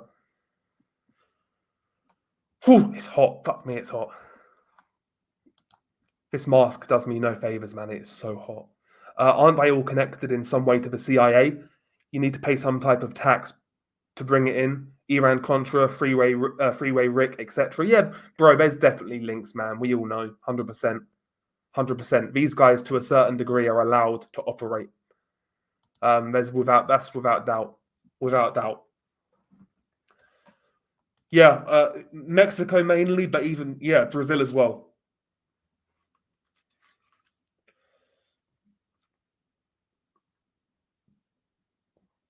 I think I actually think Mexico will be okay in the World Cup. There's going to be so much police presence, military presence. The cartels won't kick up a fuss, man. They won't, because again, you have to look at it in the perspective of the whole world's media will be on them, will be on Mexico in during the World Cup. The cartels are not going to then start acting crazy and drawing attention to themselves. They're not going to do it, because it's not just Mexican media; it's international media. They're not going to do it. It'll be fine. It's going to be fine. It's going to be a great spectacle in Mexico. Um, to be honest, I would have given the whole World Cup to Mexico, to be honest, because they're a football country, whereas America and Canada not so much. Canada's becoming more, but America is as well. To be fair, America's becoming more of a soccer country, as you guys call it. So is Canada, but Mexico's like a football mad country. They're like Brazil, Germany, England, Italy, Spain, etc. But yeah, I think the World Cup in Mexico is going to be fine. Genuinely, the only thing, like, yeah, it'll be fine. He could have possibly got plastic surgery. Armando, he could have possibly got plastic surgery. That's definitely a very real possibility. Happens a lot. I mean, that's how what's his name died. What's his name? Oh, what was the capo's name who died with due to plastic surgery? Ariana Felix, wasn't it?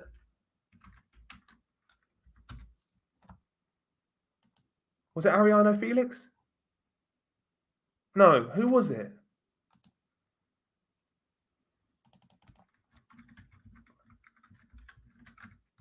Hang on.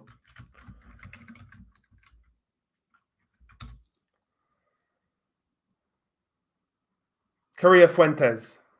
Amado Correa Fuentes. Yeah, there you go.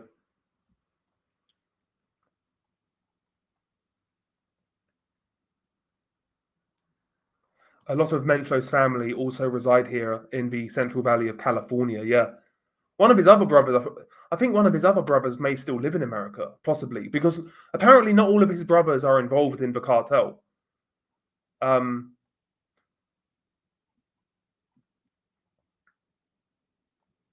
yeah, I did one on Friday, Branmo. I did one on Friday, but I fucked it up. So I uploaded it early by mistake. I had to delete it, then I had to upload it again. So I fucked the notifications up on it. But yeah, it's up. It's up. I don't know. I mean, it's hard to predict now, man. I never thought we would see the day where Ismail Zambada gets caught. So you can never rule anything out. You can never rule anything out. It'd be a massive, massive, massive statement if he was to be caught politically. So who knows, man? Who knows? There was that news story coming out last year that like there was a joint operation between like the Australian police, the Australian police force, the Panamanian police force, and the DEA to try and do a joint operation to catch Mencho. That came out last year, but apparently it broke down for whatever reason, and they couldn't catch him.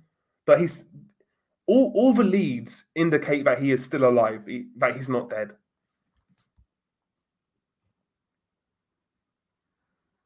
Yeah, I will do at some point. Cheeseburger man.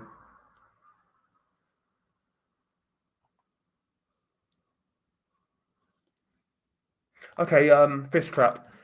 So can you explain some of the videos that are found on Run the Gauntlet? Like there's one woman drowning in that website. Can you explain it, please? I mean, if people want a Run the Gauntlet video, I could do one. I've just never really.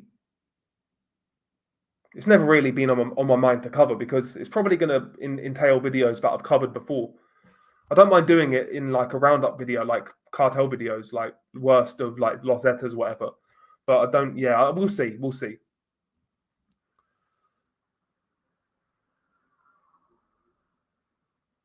Well, there is this theory as well. There is the other theory that Ismail Zambada, he basically handed himself in alongside Joaquin Guzman. There is that theory as well.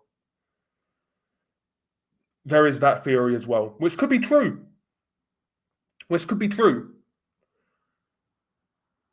But again,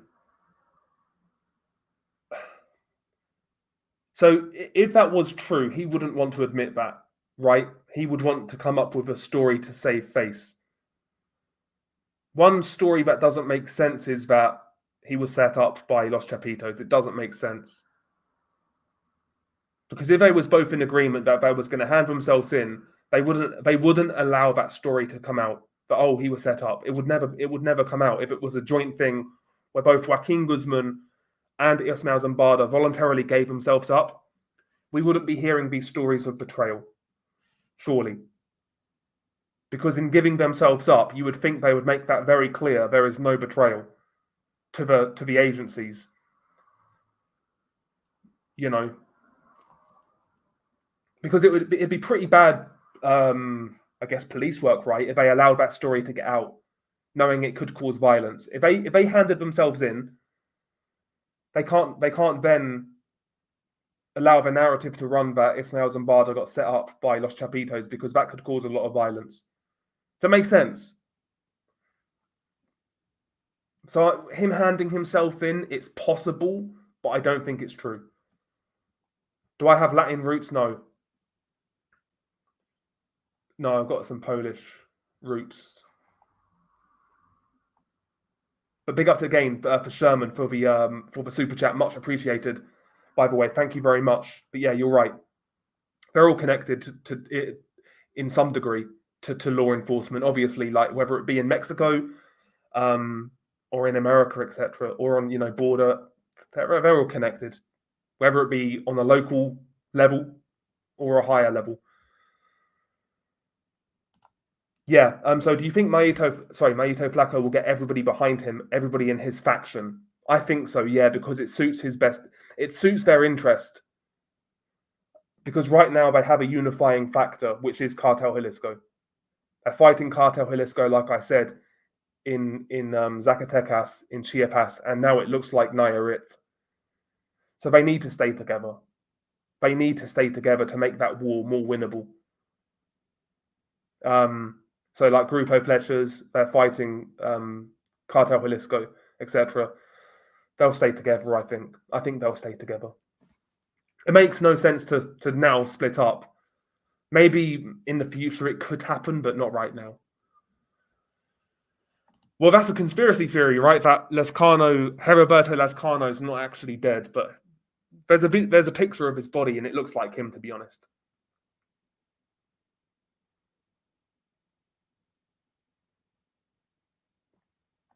No, it's not. I don't think it's named after.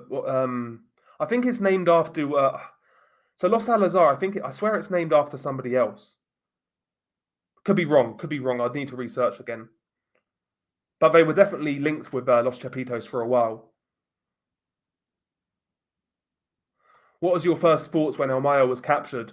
Yeah, me too. I thought it was false. I had the exact same reaction that this is false and fake.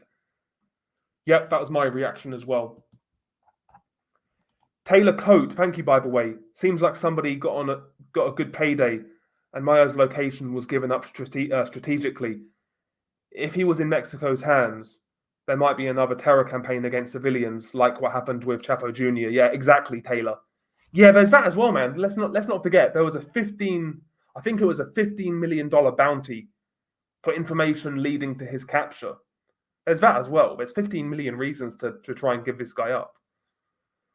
But you're right. And thank you so much for your generosity, man. Thank you so much. Absolute legend. Big up to yourself. Thank you.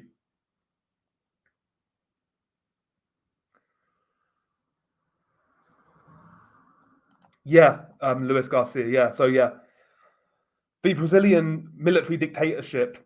It was definitely a reason for the formation of Comando Vermelho and Primero Comando de Capital and PCC.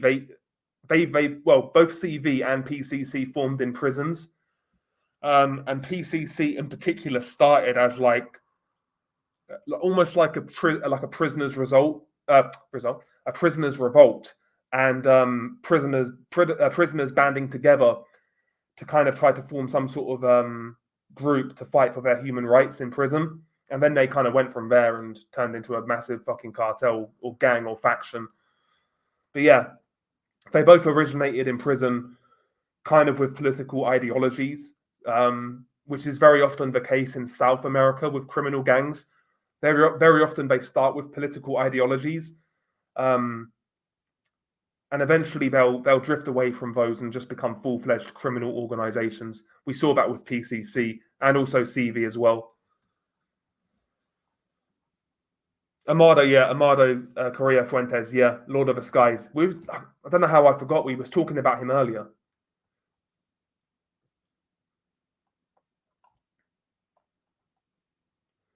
Yeah, Amado Correa Fuentes. Playing Left 4 Dead 2 as we speak. Bro, I'm glad I'm not playing that game anymore, man.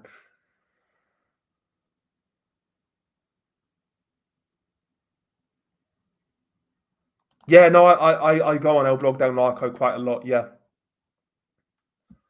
Maybe one day, Blake, maybe one day.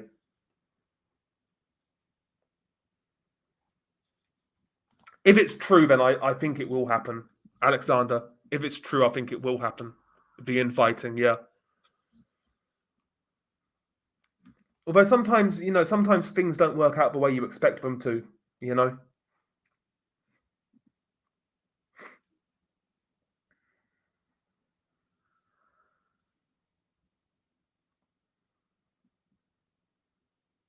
I don't think you'll get killed by another cartel.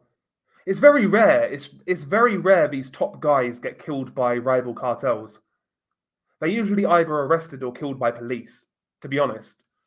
If he gets killed, it'd be more than likely police. But has he got the energy to fight like that? I don't know. Apparently he's ill as well, right? Apparently he has dialysis. His kidneys are fucked. Again, how true? Who knows? Yeah, $15 million reward for El Mayo. Yeah, facts. Yeah.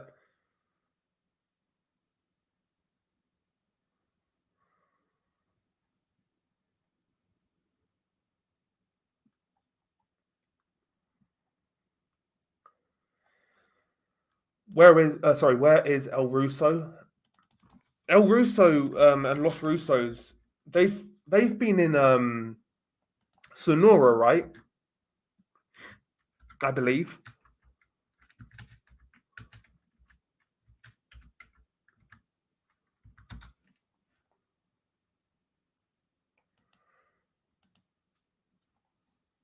I believe they've been in Sonora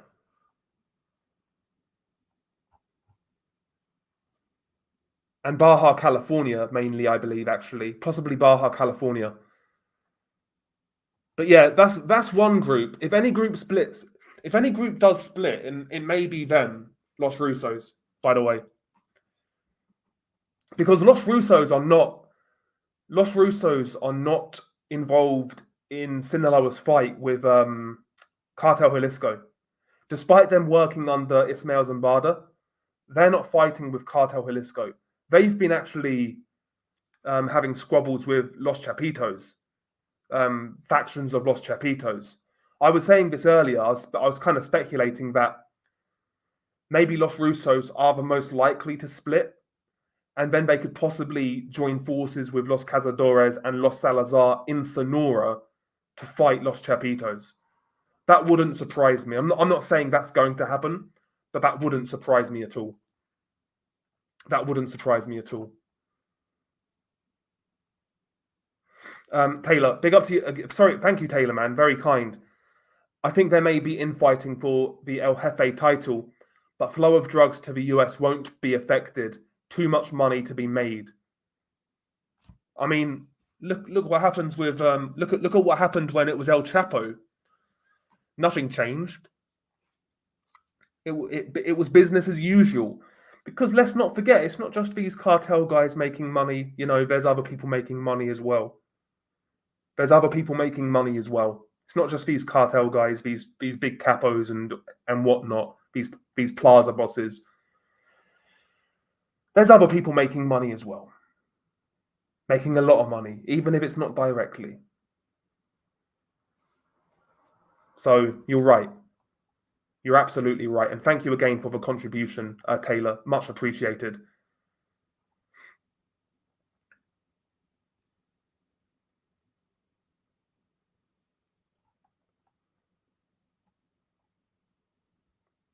Yeah, Ivan Archivaldo Guzman Salazar. Yep. There's a picture of Ivan when he was like, I don't know, I'm guessing he's like 30 or 28, 29. And he looks like I forget who he looks like. There's a boxer. He looks like William Zepeda. If you know who he is, if you know who he is, the boxer William Zepeda. The picture when with Ivan Guzman, when it's like a white background, he kind of looks like him.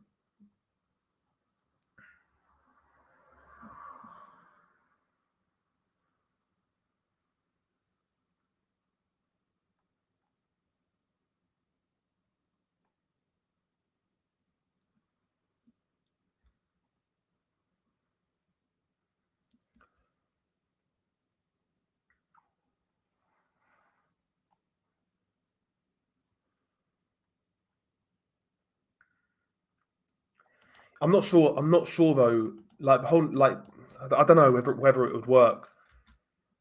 El Salvador's leader's done a pretty good job of cutting down crime, but how sustainable is it is the question.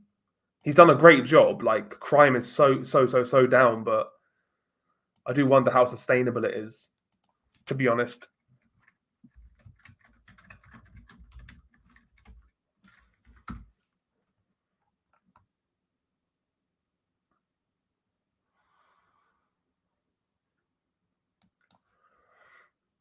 God, it's hot. Fuck.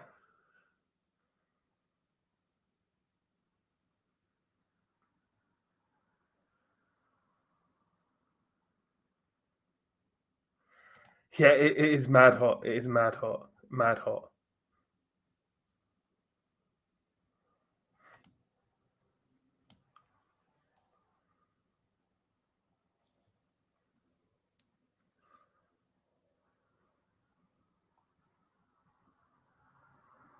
Yeah, I will do. Yeah, I do like the idea of covering some mysterious disappearances, like something a bit different, right?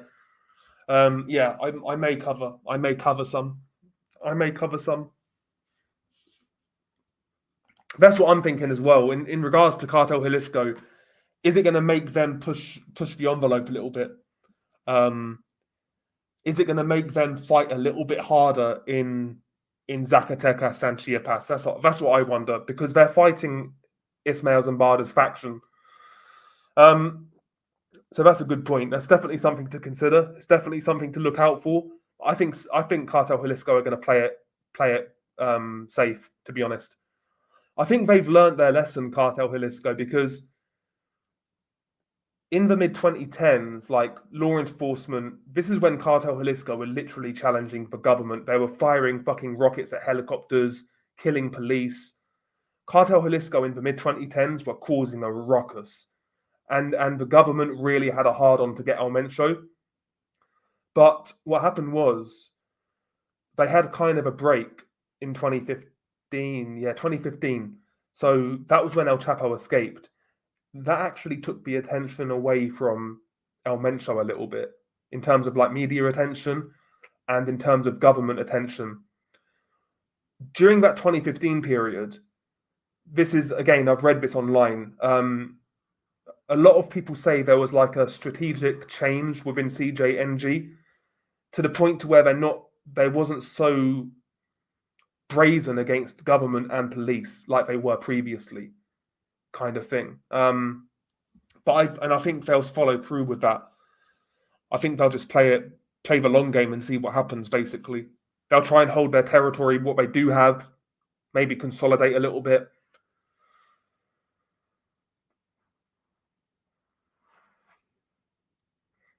Let's be honest here. Can you imagine Mayo traveling without at least one Sicario by his side? That's a good point, Walker. Where was the security? So yeah, that does lead you to believe. Yeah, maybe he could have handed himself over, right? Yeah, but who knows though, right? Who knows?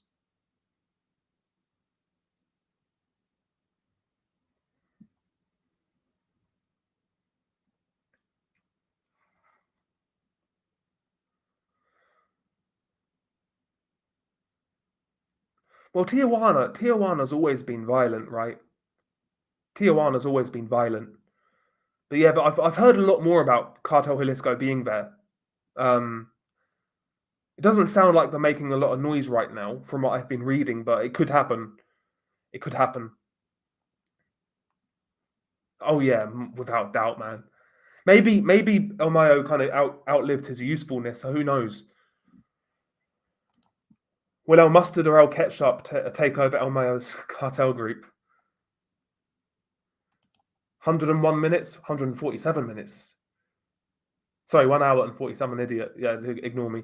1 hour and 47 minutes we've been going for. So nearly 2 hours. Yeah, exactly. 15 million is a lot of incentive. Indeed, Aaron, indeed.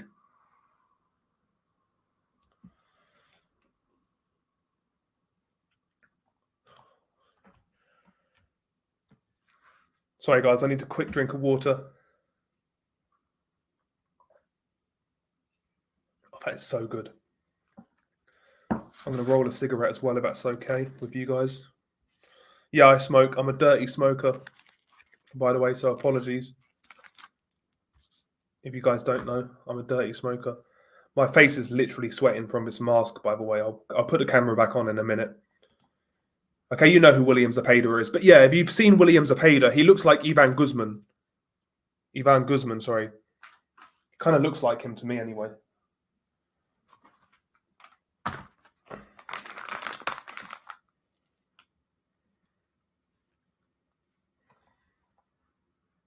Baturbiev. I could do, yeah. I have thought about like a totally separate channel, but I'll be honest. If I do another channel, I don't think it's going to be dark content as such. Low key, do you know what I've wanted to do? Might as well share it with you guys while I'm here, while you're here. I've kind of wanted to do a commentary channel. Like a YouTube commentary channel. But not having like a cancer emoji, like a cancer anime fucking profile picture.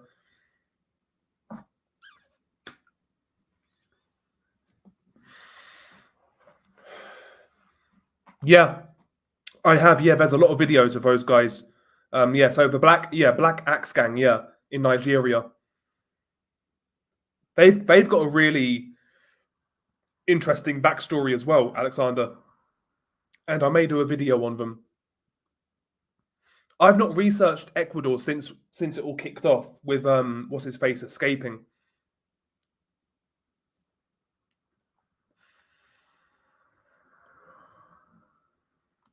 Is the weather still shit and grim in England? Um, it's been okay today. It's been okay. It's not been great though the last few weeks. We've had a few good days here and there. So Acapulco's in Guerrero. Um,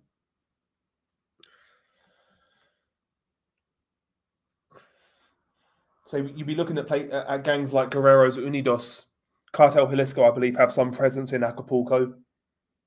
I think maybe even Los Tlacos do, possibly. But yeah, Guerrero. I think I read somewhere that Guerrero may have like the most cartels in one state in Mexico. I think there's like 22 different cartels operating in Guerrero, something like that, something crazy. And that's the worst thing that can happen is when there's multiple cartels in one area. Obviously, that's where the violence happens. Yeah, I should roll green.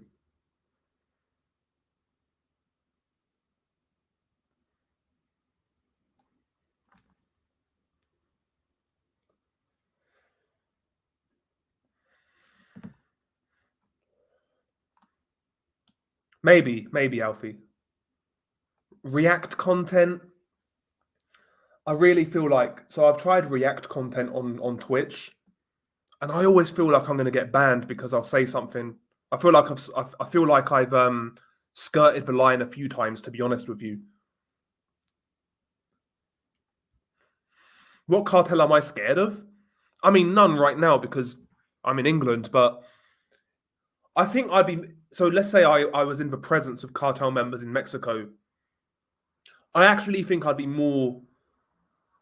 a lot more nervous around the smaller cartels, like a Los Viagras, for example, or someone like that.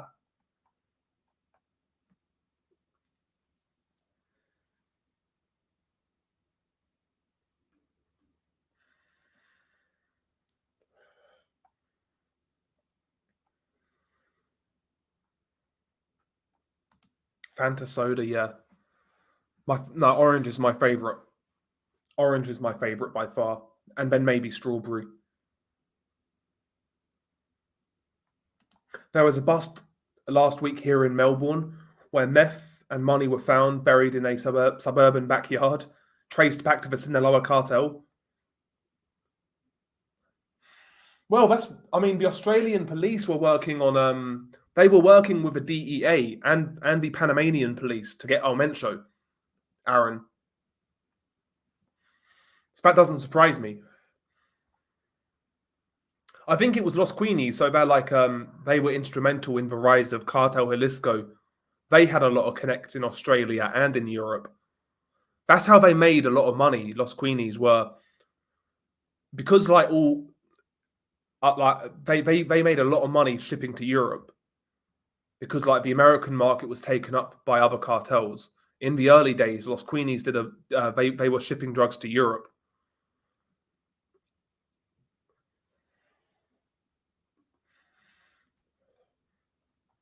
They're playing GTA 6 in real life, yeah, but they only get one life.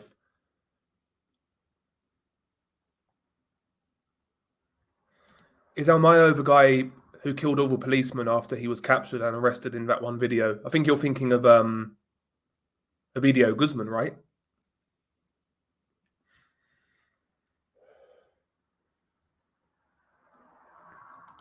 Why did the Sinaloa cartel? I won't say boring, but yeah, have like the most tame execution videos when it comes to brutality and gore. Yet they are still so feared and powerful.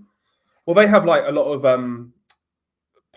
local politicians in their pockets, police in their pockets. They control a lot due to their corruption, and they're the oldest cartel. They have like, well, they're one of the oldest cartels. They have all their ducks in a row kind of thing.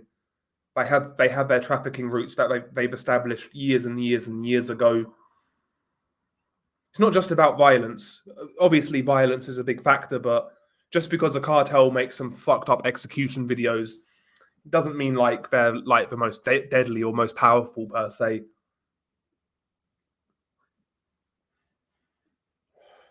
Good question, PJ.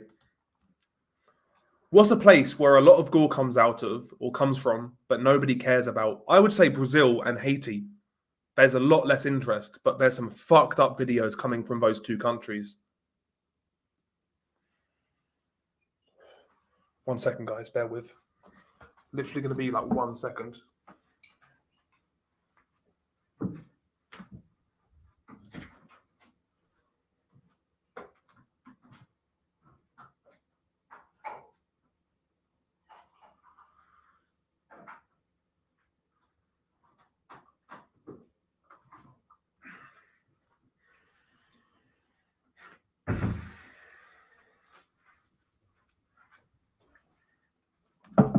Oh, sorry, guys. I am back. Oh.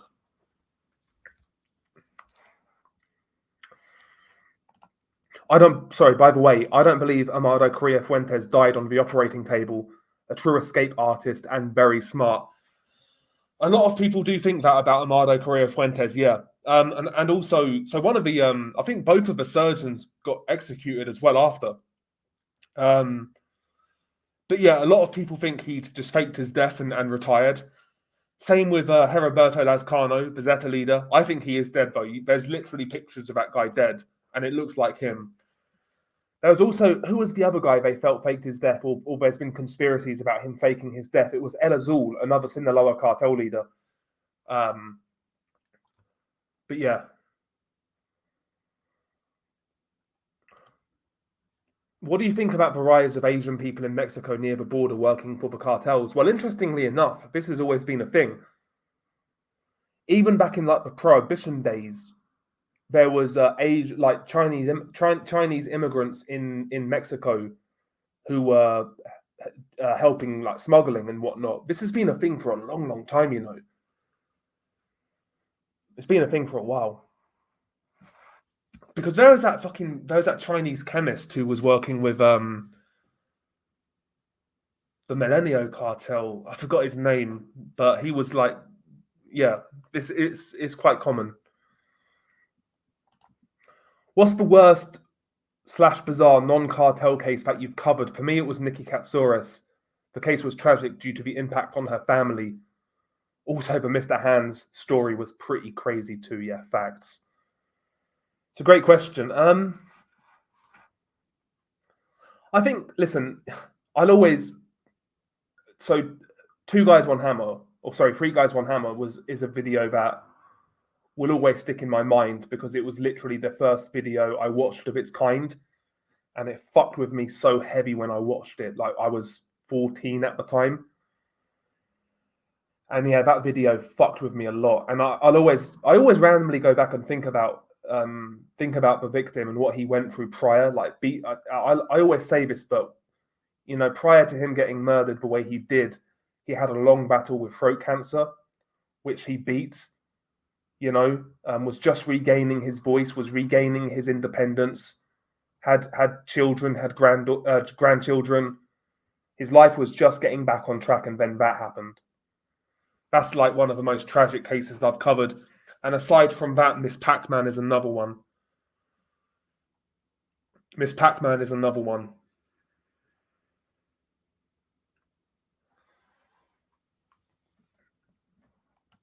Do you know what? There's actually a lot of gore on YouTube.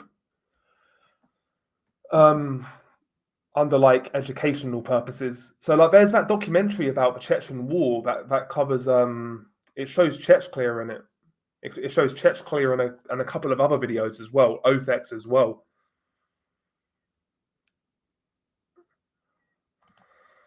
Yes, yeah, bro. It's funny you say this. I was talking about this earlier. So there's a lot of accounts on Twitter or X now that show these sort of videos, and they get so many hits. Yeah, they get so many hits. Yeah, bro, you're right. These accident videos are really coming back. There's literally accounts. There's accounts on Twitter, like with hundreds of thousands of followers, sharing these sort of videos.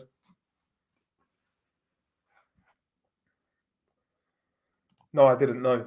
What happened to Wagner in Mali? I don't know. I know they're in Africa, but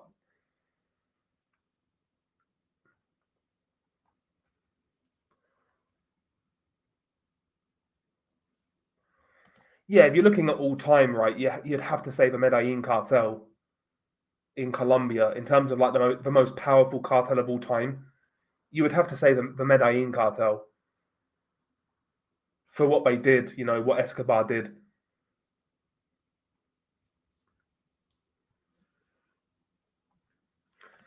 Zinli Yegon, yeah, that's the one. Yeah, Zinli Yegon, yeah, the Chinese business guy. That's it. He worked for the Sinaloa cartel. Yeah, 100%.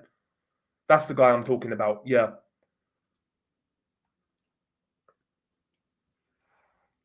yeah, Sergio Martinez. Yep. Yeah, Three Guys One Hammer messed me up because that's how my dad sounds when he's sleeping, bro. Yeah, the noise that's in that video, nasty. Honestly, nasty.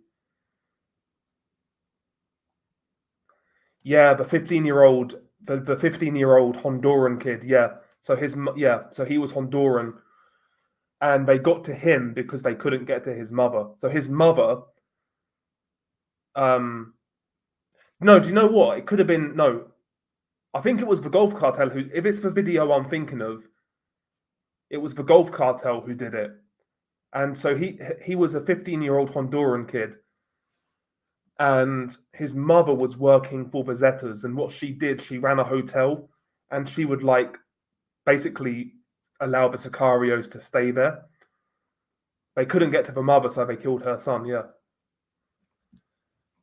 If it's you may be talking about a different video, but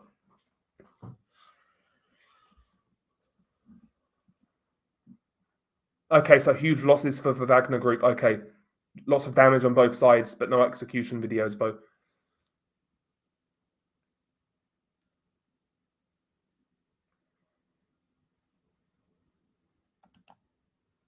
Can you cover the case of Lake Lincoln, the American girl killed by a Venezuelan demon, and the 2021 Thanksgiving car incident? Lake Lincoln. I've never heard of this case.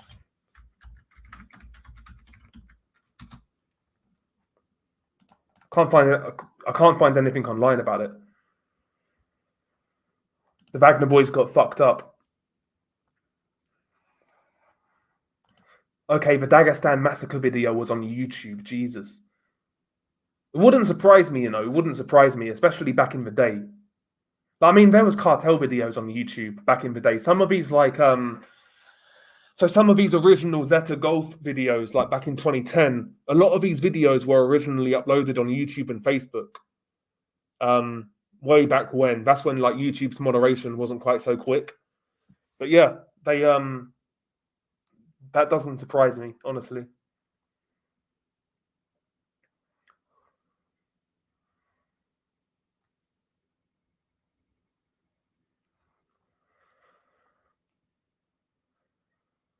Do you think one day that Mexico will become free of cartels, or do you think it's impossible?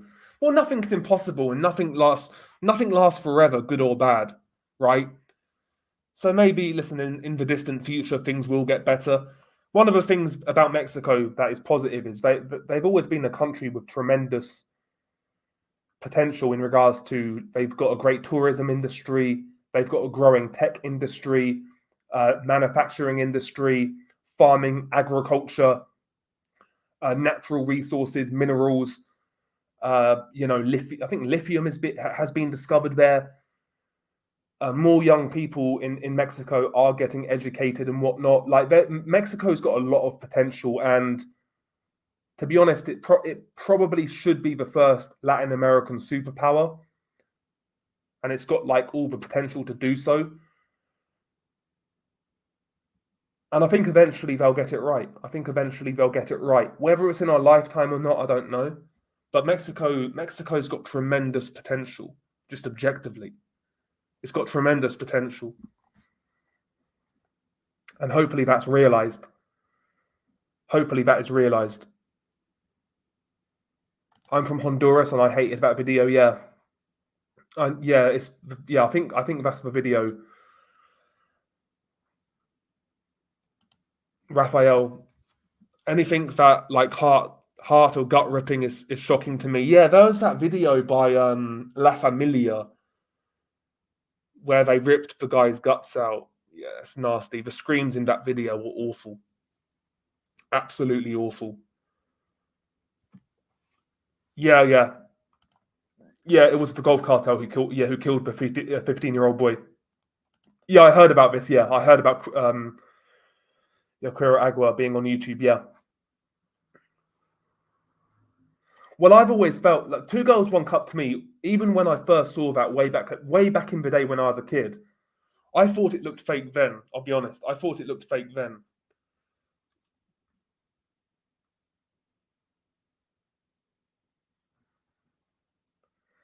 Yeah, that may be the case as well. All I remember from that case, if it's the one I'm thinking about, was his mother was involved in accommodating Zeta members in a hotel, in like a motel. Yeah, yeah, bro, that's crazy as well. So yeah, there was the case of this was recent as well. A retired U.S. soldier was found guilty for building bombs for the Gulf Cartel. It's crazy, bro. It's crazy. It's basically mercenary work when you think about it. It's basically mercenary work. What's up, Mohammed? Hopefully you're doing well, man. Big up to yourself. Glad you're here, man. Salute. Okay, Lake and Riley.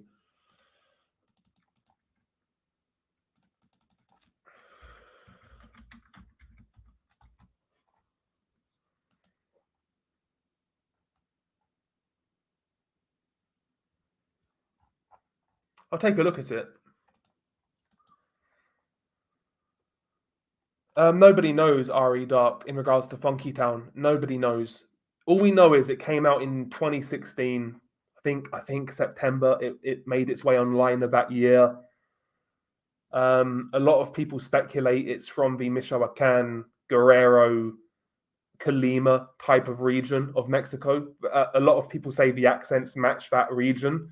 I can't tell you because I'm not from there, but I've read a lot of people online say that. So, but who knows? It could be a whole host of cartels. Honestly, may even be a more localized street gang. Who knows?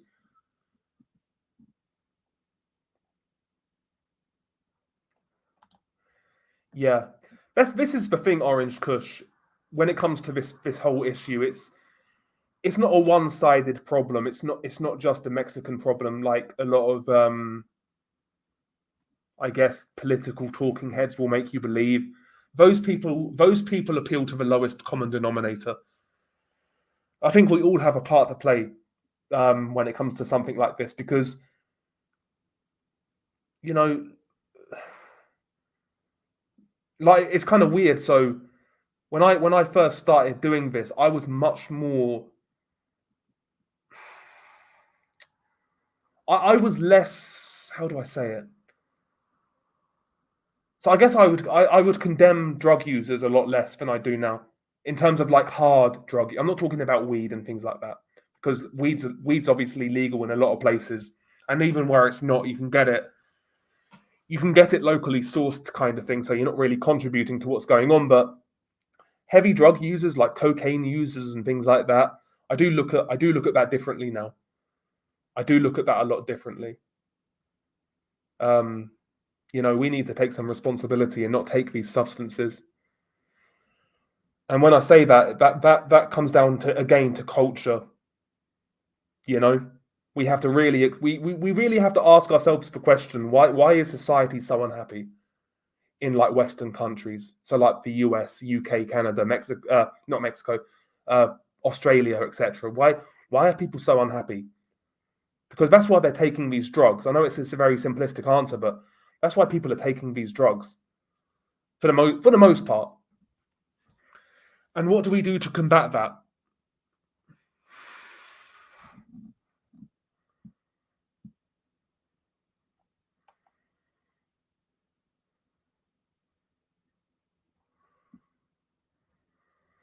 I think that's the Zeta video, normal boy. No, that's the Gulf Cartel killing the Zeta. Yeah, Comandante Diablo. No, the Zetas did it. Sorry, yeah, yeah. I think I know the video you're talking about. Whew. Yeah, there's some crazy drone videos from Ukraine. Insane. And also GoPro videos in general, like just shootouts kind of thing. Yeah, I've seen those videos. Yeah, a lot of people recreate cartel footage with clay motion.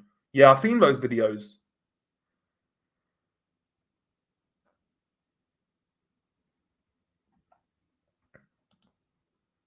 Yeah, Los Viagras. Yeah, they're one of the worst. They're one of the worst. They've released some of the worst videos, although they haven't released many. But what they have released is pretty fucked up.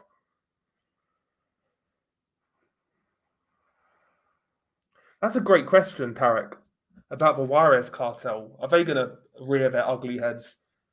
But the Juarez cartel right now are not really that. I mean, La Linea are kind of more powerful than the actual Juarez cartel now. So La Linea basically emerged as the Juarez cartel's armed wing.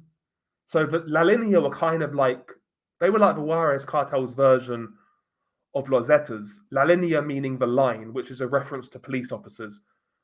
Um, La Linea were originally made up of former police officers, current police officers, etc.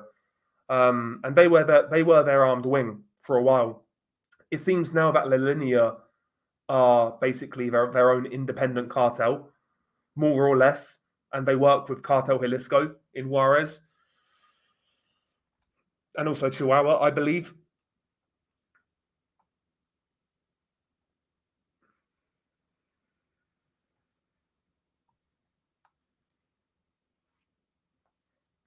And yeah, don't get me wrong. Mexican cartels also supply drug users in Mexico as well, but the big money is abroad. The big money is abroad. But my point is, all my point is, listen, Mexico has to take responsibility. The US does, the UK does, Australia does. This is a worldwide problem. Is my point, and it's not really being tackled like that. It's not really being tackled like that because there's deaths on all. There's deaths in every single one of these. We all have a responsibility, in my opinion. But it's not a popular thing to say. It's not a sexy thing to say because we live in this era now of like political. Everybody is so divided politically. We play these silly little teams, and there's no real proactive conversations on how to make things better. It's all political. It's all political talking points and cheap point scoring without any real solutions. And that's a big issue we have in today's world. And that's not just to do with this, with the war on drugs. That's to do with everything. People would rather point score and whatnot more so than actually solve issues and problems, in my opinion.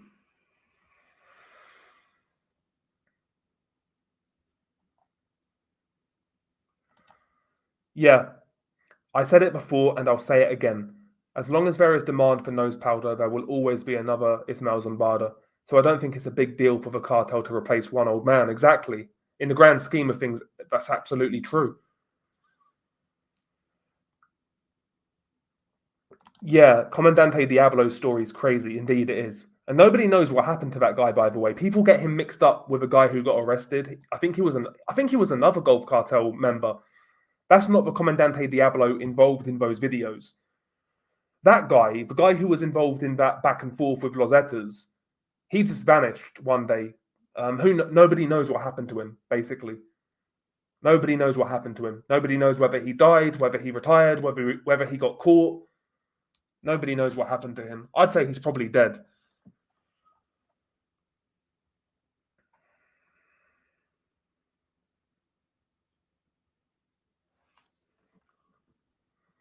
Aussie Wolfhound, what's up, by the way? I saw the Los Viagras playing video on Facebook. Jesus Christ.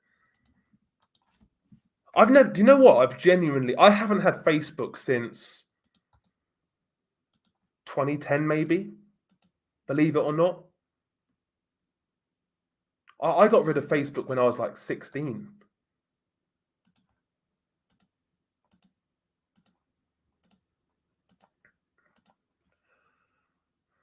I always hated Facebook. I'm not going to lie. I never liked Facebook. Thank you, Arturo. Thank you very much. Salute, man. Thank you.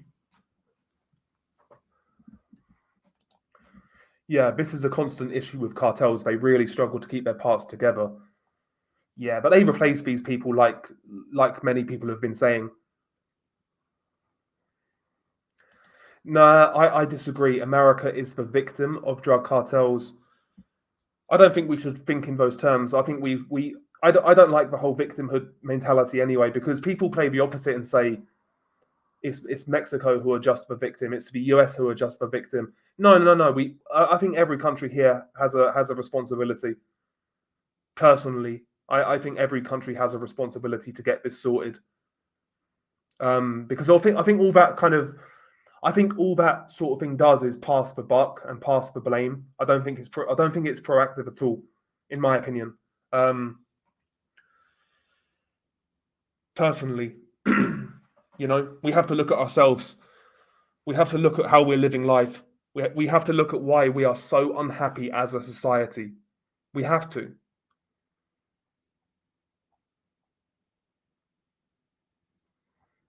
In my opinion, I think this is a multifaceted issue. It's a worldwide problem. It's not just a Mexican problem. It's not just a Mexican problem.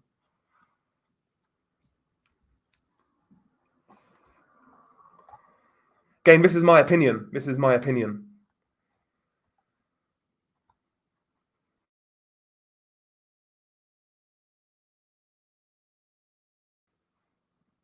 Yeah, there were two videos. The first was a devilish background with a message from El Comandante del Diablo, and the second was the home invasion. Yeah, there was more videos as well. Yeah, no, Facebook in the early days had a lot of crazy videos, bro, honestly.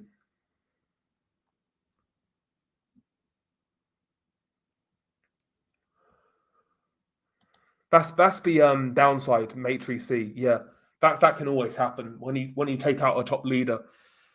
I don't think it will happen within the Sinaloa cartel the way people think it will. I don't think like people on Ismail Zambada's side are going to fight for his position. It's going to go to his son, but it's whether they then fight Los Chapitos is the issue.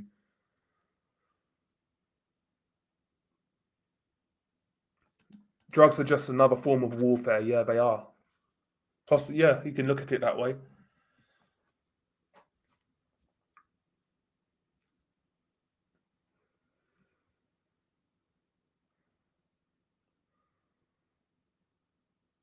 I would need to look into it. Yeah, I would need to look into it.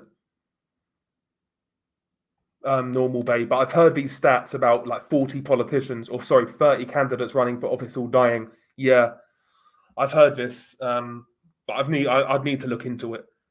I'd need to look into it.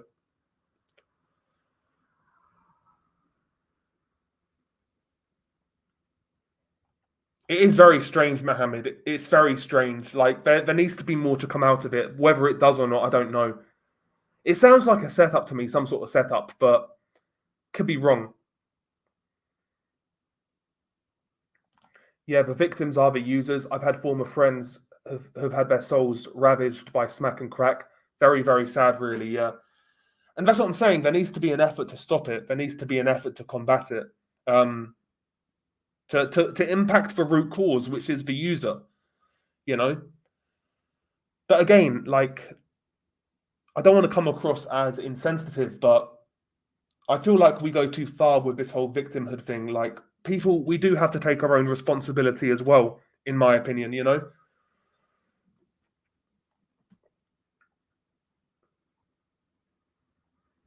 But yeah, exactly. Drugs, gambling, violence are symptoms of a society in decline, and in my opinion, is a form of escapism. Yeah, yeah. People have always taken drugs, even in societies that are booming, obviously.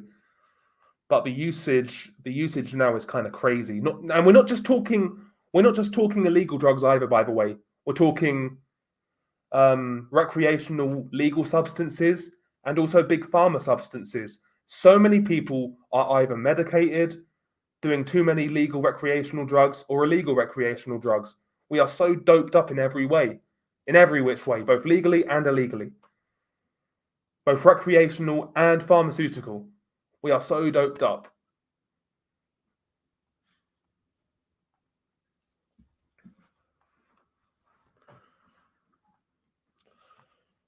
Jorge, what's up? I actually live in Culiacan, Sinaloa, and I have some info about what happened. If you wish to know, just ask me. Feel free to let us know, man. Or you can alternatively you can follow me on Twitter and drop me a DM.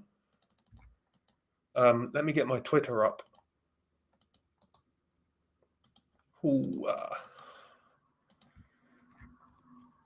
that's my Twitter. I just put it. I put it in the chat.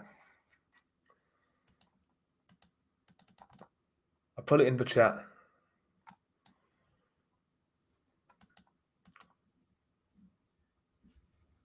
God, it's hot.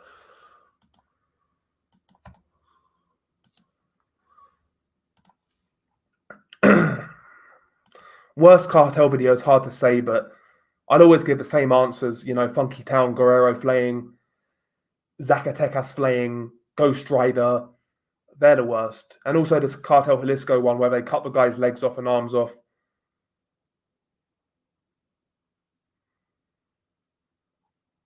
Yeah, it's risky. It's risky sharing sound, by the way. Very risky on YouTube. By the way, thank you, Gabriel Diaz. Thank you very much. Very good job with the videos you uploaded the other day. Those cartels are some really sick people. Yeah, governments need to step up to this issue. I agree, man. And it's not just one government either. I think that's the mistake people make. It needs to be a conjoined effort between world powers, between various different governments. It's one of those things that has to be worked. It has to be worked on together, in my opinion. It's too convenient to pass the buck on just one country. Oh, it's only Mexico's fault, and we all have a responsibility. Is how I see it. We all have a responsibility. Been watching you for a while and newly subscribed to your channel. Well, thank you, man. Glad you're here, and thank you, by the way, Gabriel. Thank you very much.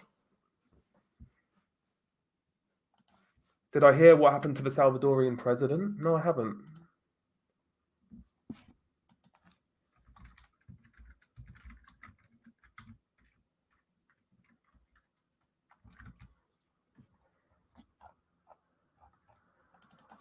What happened?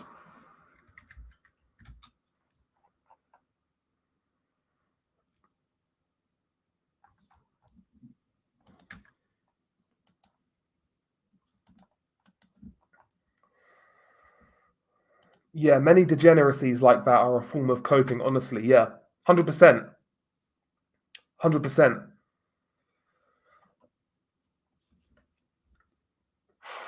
God, it's hot. One of the guys wearing the clown face is known as Cesar Eduardo, aka El Rubio. Interesting. I'll try and look into him. Bending Rodriguez. I'll try and look into him. Do you think Clara Agua and Ghost Rider are the same person? Do you mean the person who committed it? Like the actual people behind it? Possibly. I live in England, that's all I'll say. Well, thank you, QWERTY. Yeah, listen, man, I make mistakes. I have some bad takes at times, but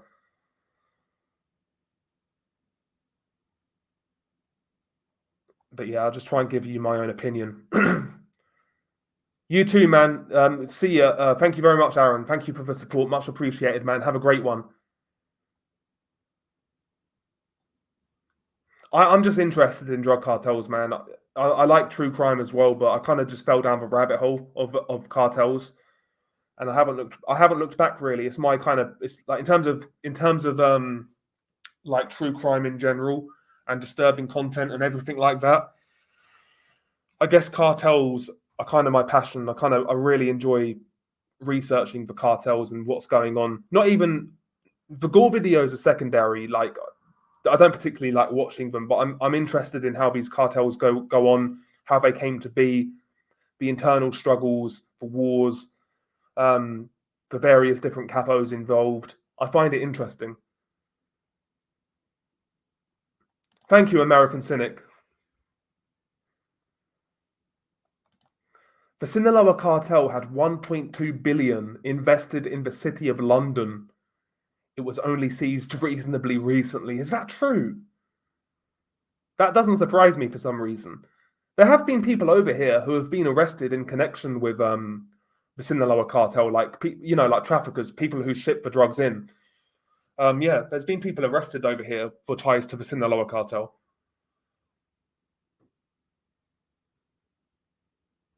How do Sicarios sleep at night? I mean, a lot of these guys are, I'd say, drugged up and so far gone that it doesn't really affect them. And I guess some people have like weird coping mechanisms where they kind of convince themselves it's just a job. Like how a soldier will, you know.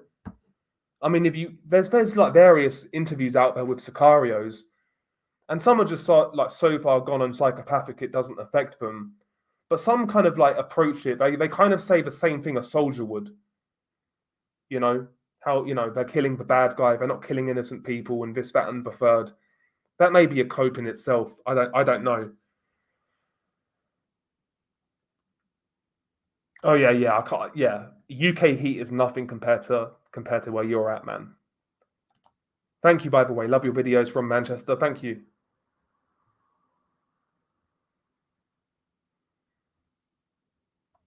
Yeah, exactly, Mohammed. Yeah, if somebody is poor and they want to use drugs to cope with their situation, trust me, it will make things worse for them, not better. Trust me, I've seen enough people to know that. Yeah, me too, man. Me too. 100%. You're 100% right. But once people get gripped by it, that's it, especially when you don't have a support structure, when maybe you come from a broken home or a community that has nothing going for it. Yeah, once you get gripped by it, it's hard to get out of. Yeah, so far there are 4 versions of what happened, but from the photo evidence that has been shared, he was actually tricked. He had some escorts, El Chayo and Chaides, who are missing. The truck they were riding in has been found and dumped with no traces of them. Apparently, he was handcuffed, as can be seen by the bruises on his wrists that we can see in the pictures they released. Interesting.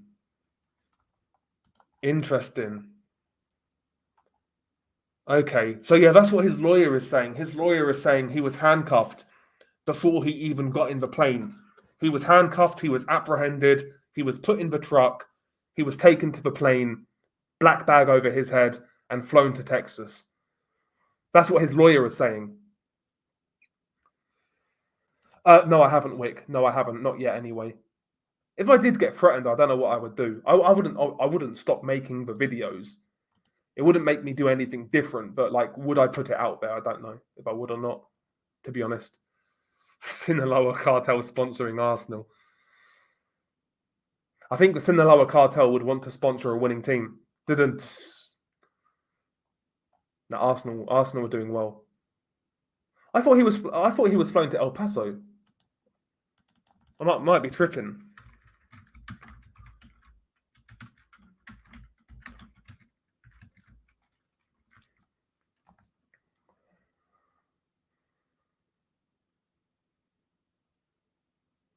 I thought it was El Paso. I have seen. I have heard about New Mexico as well, but I thought it was El Paso.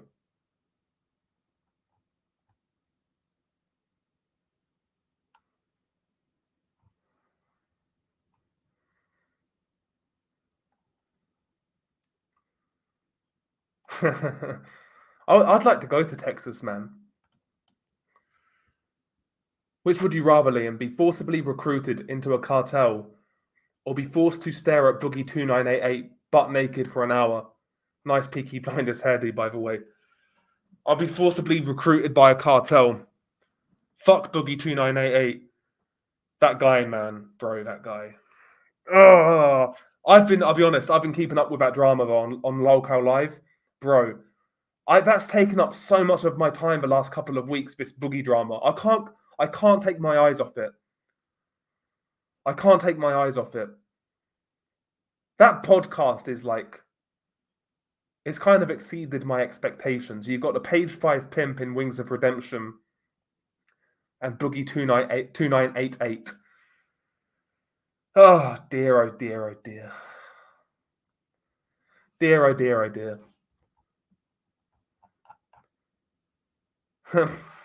Bro. But I'd rather work for a cartel than look at Boogie naked. Fuck that guy.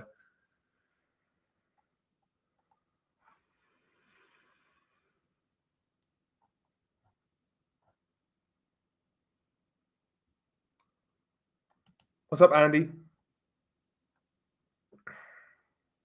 You're from Vienna, nice.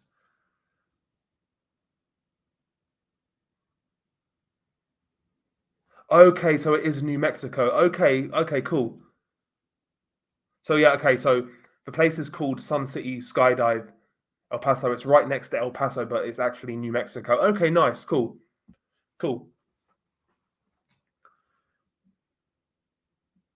Yeah, the bruises on El Mayo's hands could be from police handcuffs. Sometimes police tie them really hard. Yeah, 100%. No, bro, the cartels have spilled over to the border. There's obviously drug factions in Brazil, in Venezuela, in Ecuador, Argentina. There's these drug gangs everywhere. Booger 1488.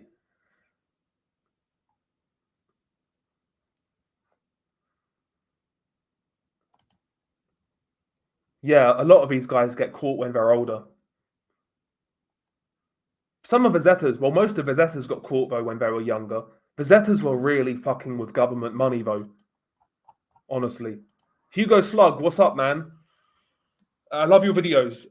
You should definitely look into the gang wars in Sweden. Greetings from Sweden, by the way. Well, thank you, man. I've heard a lot about Sweden in regards to the gang culture tied to drill music and like the killings that are going on. It's actually a decent idea. I wouldn't know where to start though. I wouldn't know where to start. Thank you, man. Thank you. People either like it or they don't. People either like it or they don't. What's up, man? Love your content. Watching from Jamaica. Nice, man. I wish I was on a fucking beach in Jamaica with a nice cocktail, chilling, relaxing. That'd be amazing, man. That'd be amazing.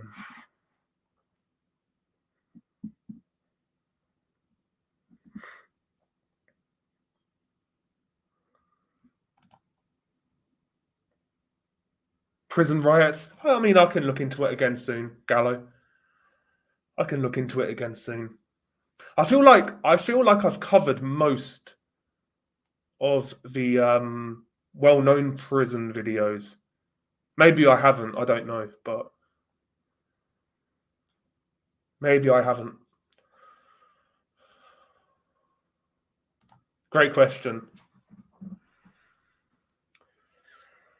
Is doing all this research, does it make you hate or love humanity more? That's a very good question.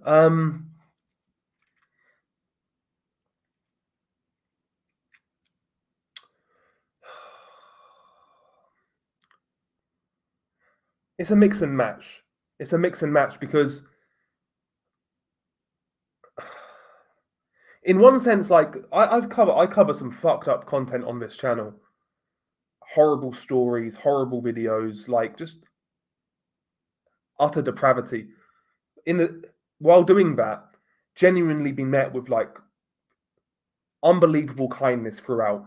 Yeah, you get the odd hater here and there, but I don't take that to heart. Like the fact that people are supporting and have been so kind for such a long time is genuinely pretty surprising, pretty humbling, to be honest. So that's been a positive throughout this whole journey. Like people from all over the world as well. So yeah, the kindness I've been met with has been really appreciated. On the flip side, having watched all this content, having researched these cases, what I do kind of get, I guess I get upset by it. I get angry by it, but I get angry with people who complain about like fake bullshit issues that is ultimately like a middle class person problem. It's not really a problem, it's just a problem in their head, but they make it seem like it's the biggest problem in the world. I can't stand these fucking people, even less so now, to be honest with you. I could never stand those people anyway, but even less so now. Even less so now. I can't stand those types of people who complain about fake issues. But yeah, it's not like I watch these videos and research these cases and come out with like a nihilist worldview that nothing matters and we can't change it. I try to. I don't know how we can change it, but I don't think you. I don't know. There's always a way. Nothing lasts forever. But yeah, there's been since I started this channel in regards to like the reception from people, it's been far more positive than negative. From my own perspective, it's been far more positive than negative, which has been very like heartwarming for me. Like the support I've had has been nice. I hope the only thing. Listen, I'm a terrible editor. Not a great narrator. I'm a bad editor. I'm not a very good script writer. But the only thing I wish, I guess the only takeaway I'd like you guys, the only thing I'd like you guys to take away from my videos, I guess, is that I'm genuinely interested in the subject. I hope that does come across.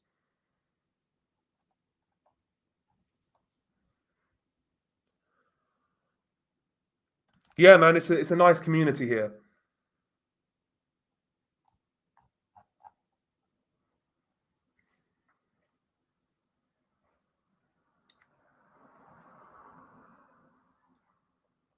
We've got a great community here. I want to do more videos from Africa in general, Alex.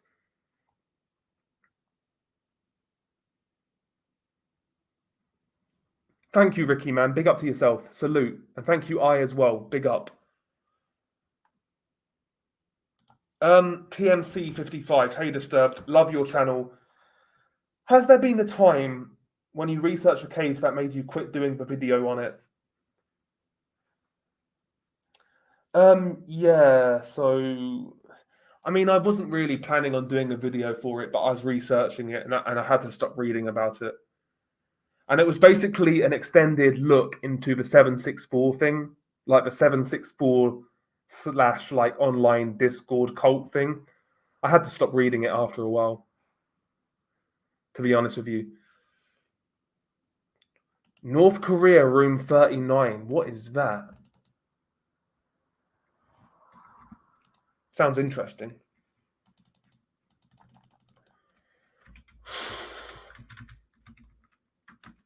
North Korea, room 39.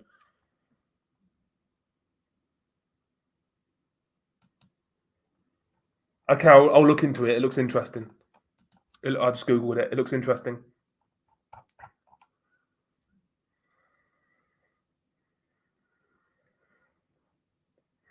Husky, so somebody I was talking to on Twitter was trying to find like information surrounding that case. And we thought we found like the bodies being discovered, but it wasn't from that case. It wasn't from that case.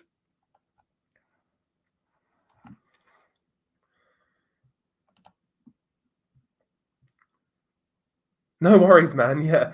Come on, mate. You're a great narrator. I actually stole your description of a slit throat sound for a short story I wrote. I only used it to describe a smashed nose and trying to breathe for it. No, that's awesome, Gallo, man. Legend. Thank you, man. Thank you. Yeah, listen, when I eventually quit, I'll let you guys know, obviously. Because listen, everything comes to an end. And if even when I quit, I'll let you guys know. I won't just stop uploading and leave it at that. I'll let you guys know. If I ever stop. I don't think I will in the near future, but you never know. Things change and whatnot. But yeah. Be Friday. Be Friday. God, it's hot. It's so fucking hot in this mask.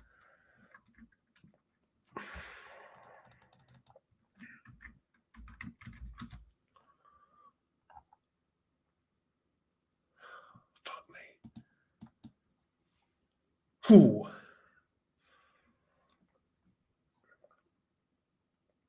Yeah. So yeah, UFC was in the UK. And Thingy lost. Leon Edwards, he lost to Bilal Muhammad. Yeah, it wasn't a great fight, but Bilal clearly won. Tom Aspinall looked good. Aspinall looked really good. I was kind of disappointed that Paddy Pimblett lost. I don't like him, to be honest. I like Aspinall though. I just linked my Twitch, by the way, in the chat. If anybody wants to follow. Do you sometimes delete comments on YouTube? Do you mean in this stream? No. So sometimes comments are automatically filtered out. So on YouTube, some comments go through to a section called, I think it's review comments. So basically, if a comment has like swear words or something like that, they may go to the review comment bit, so they won't show on the video. I'd have to go through and automatically approve them all. YouTube basically censor anyway. They censor themselves. But yeah, I try not to like ban people. I try not to block people. The only people I really block is the spammers who sometimes come, but aside from that, I try not to block people. Like, you can see people like criticizing on my videos. I leave those comments up. I don't delete comments unless they give me like no choice and I just have to delete it for obvious reasons. But I try to let people have their say.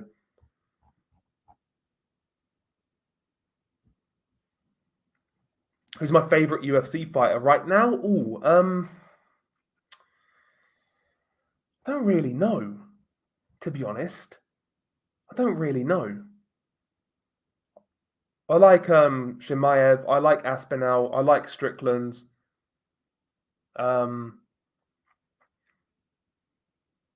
I still like John Jones. There's a lot I like. There's a lot of fighters I like. Sad thing about our world is no matter how wrong you are and no matter how worse your actions are, there'll always be some idiot supporting you. Yeah, facts. That's facts.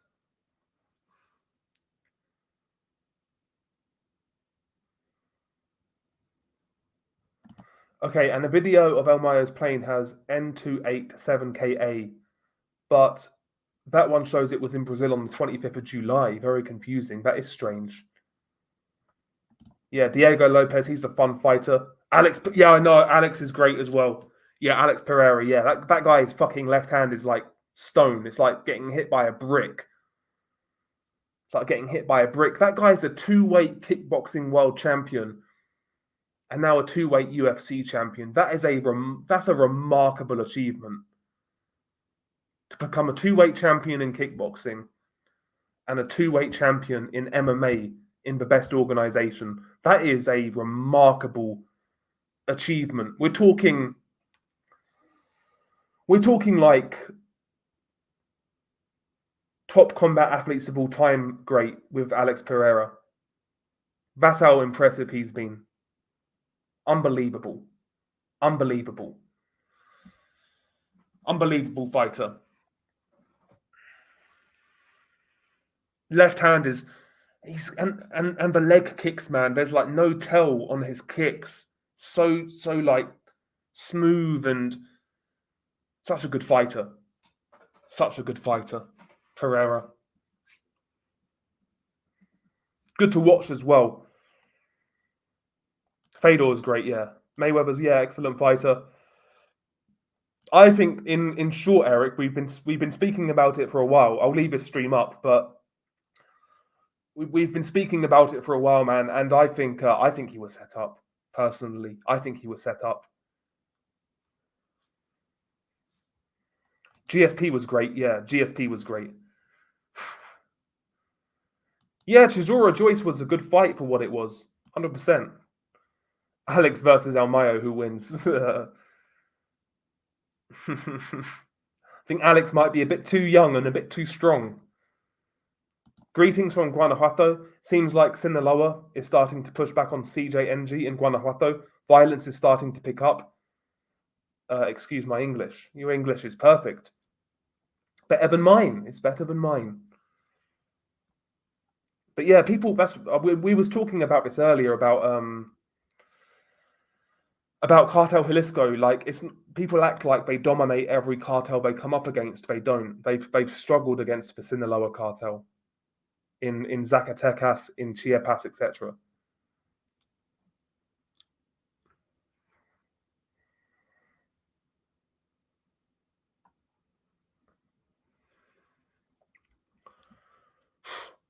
Fuck me, guys. It's hot. I need another drink of water. Hang on.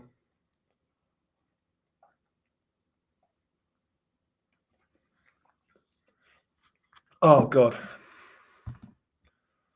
Sorry. It's hot. It is so hot. Are you from Stockton, Ricky? Okay, Nick and Nate Diaz, yeah. Nick Diaz is fighting soon again, man. He shouldn't be fighting. He's like 40 years old. He's gonna get smashed up. He's too old. Yeah, Nick is fighting who is he fighting? Is it Vicente Luque? But he shouldn't be fighting. Yeah, bro, 2000s, yeah. So the late 2000s, the early 2010s, you had sites like Best Gore and whatnot, Live Leak. Like these were real prominent sites back in the day. And you know, even on mainstream social media like Facebook and YouTube, these videos would stay up a lot longer before being deleted. They wasn't moderated as well. You know? So yeah, back in the day it was easier. They were easier to find, but they're still easy to find now, to be honest with you. They're still easy to find now. Los Zetas. So Los Zetas are they're still around technically. So they basically split up after. So obviously Heriberto Lascano died. Miguel Trevino then got arrested, and then his brother Omar got arrested. After Omar got arrested, Los Zetas basically fractured primarily into two groups: Cartel del Noreste, Northeast Cartel, and Los Zetas Vieja Escuela, the old school Zetas. So the Zetas are not what they were. They're not like a unified cartel.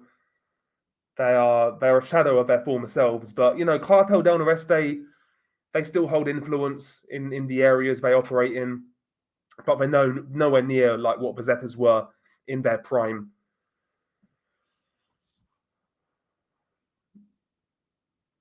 I do gaming on Twitch.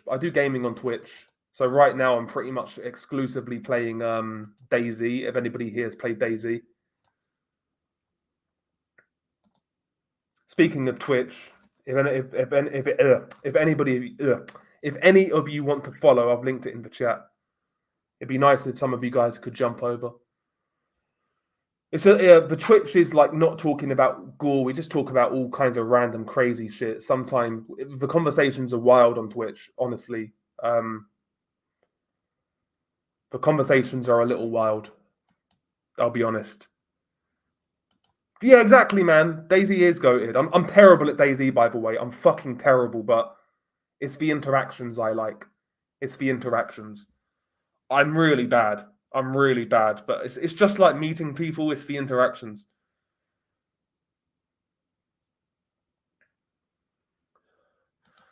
Yeah, no, I will listen when I'm comfortable. I will. What my look's going to be like hoodie and glasses. So if I sunglasses. So if I get this into, I'm still going to be hot, by the way. But if I get this interview, I won't wear a mask. Obviously, it's unprofessional. It's unprofessional me doing it now. But I'll be a little more professional with it.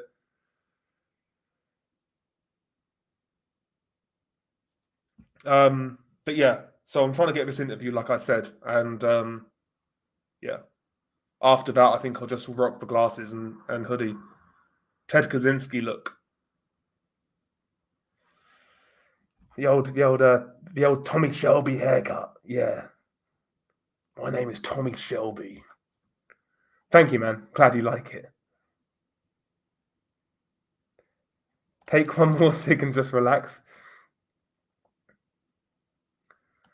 Bro, Aussie Wolfhound, big up, man. Thank you again. What's your opinion on the attempted Trump hit? Lone wolf nutcase acting on his own, or others behind the scenes who just used him as a patsy? Listen, man, anytime something like this happens, I think of ulterior theories. I think of ulterior reasons more so than the mainstream explanation. I still can't put my finger on it. I'm not gonna lie. I still can't put my finger on it personally. I've not really gone down the. It's kind of weird. I've not gone down the rabbit hole yet. I've not gone down the rabbit hole yet. I enjoyed the memes the next day, like the Many Men 50 Cent memes and whatnot. The Many Men. There's like the remix as well. But yeah, I've not gone down the rabbit hole yet. I will do though. I will do. I will do.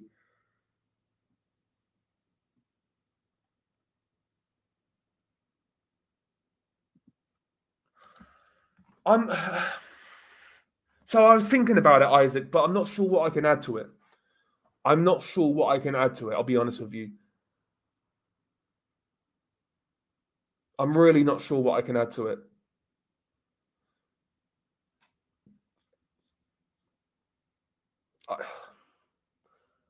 Possibly once the dust has settled, we may talk about it. Like I can't. So I've said this before. I do want to start making biographics of like famous drug traffickers, and maybe it's a good time to do El Mayo right now or very soon. And maybe we could explore it then. But I'm not sure what I could add to it because right now, as I said, like a lot of details are so all over the place. It's kind of hard to ascertain what exactly went down.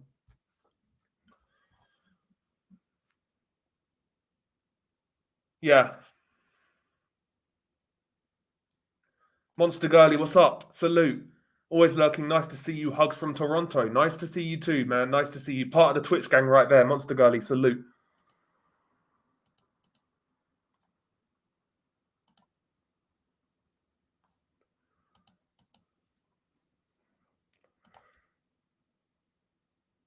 Okay, I sent you the pictures via Twitter where you can see the restraints they used on him in the plane. Okay. Let's have a look. Nice one. Oh, yeah, the zip ties. And there's the truck. Yeah, the Nissan. Is it a Pathfinder?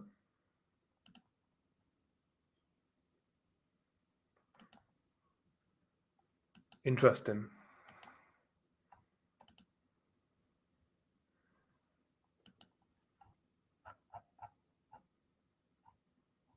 Okay, I see. Yeah, that's interesting.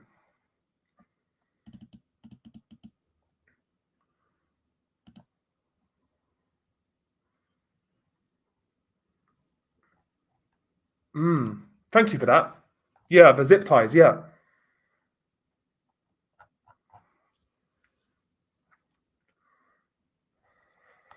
There's definitely some kind of fuckery that's gone down. 100%. There's definitely some sort of fuckery. The guy's more than likely been set up.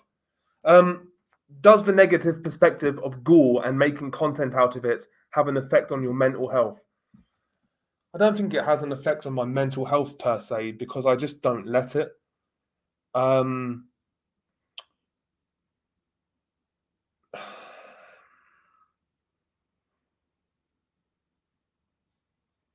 it's a hard one to answer. It's not always easy, but at the same time, I wouldn't say it affects my mental health. See you later, Raven. Have a good one, bro. What other games do you plan on playing on Twitch? PS. Speaking of Twitch, I've got to keep up with you in that app. Yeah. So I plan on playing the Dead Space remake soon. I want to play through that. I've never played Dead Space, so yeah, we're looking at playing through Dead Space at some point very soon. The remake, the remaster, whatever you call it. Um, I want to start playing through that.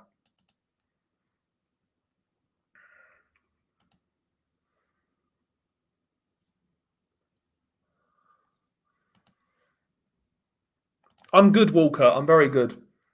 I'm very good.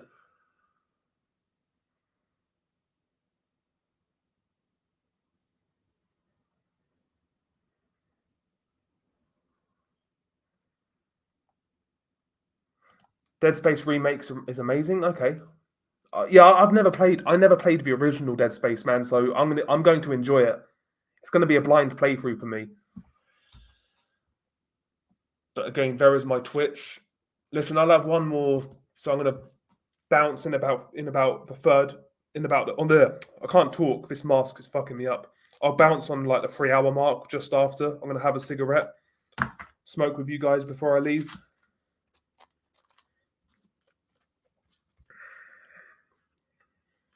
I've never been to America, Justin. Still, obviously, really want to go to America. You know. Oh, that's an interesting one. So 3 most dominant cartels right now. Cartel Jalisco and Sinaloa are a clear number 1 and 2. A clear number 1 and 2. The third most powerful cartel in Mexico right now is hard to ascertain. Very hard. Because there's no real Gulf cartel anymore. It doesn't exist as it used to.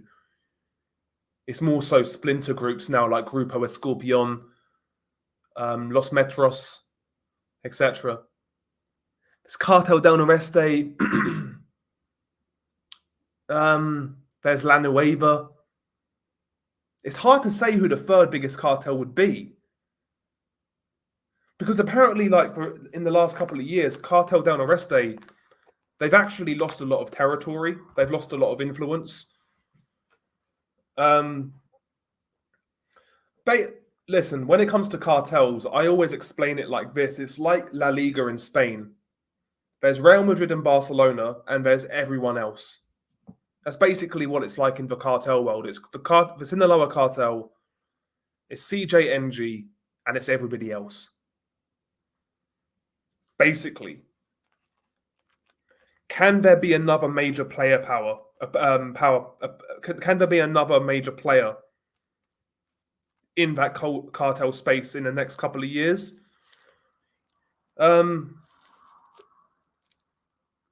You look at what's going on now, and you look at how the other cartels are operating.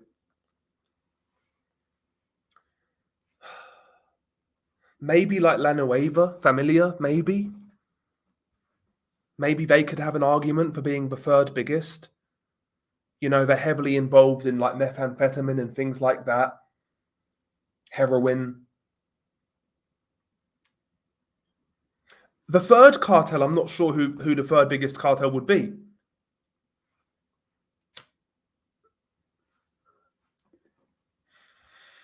It might be La Familia, because they do hold a lot of influence in, obviously in Michoacán, but also in the wider Tierra Caliente region.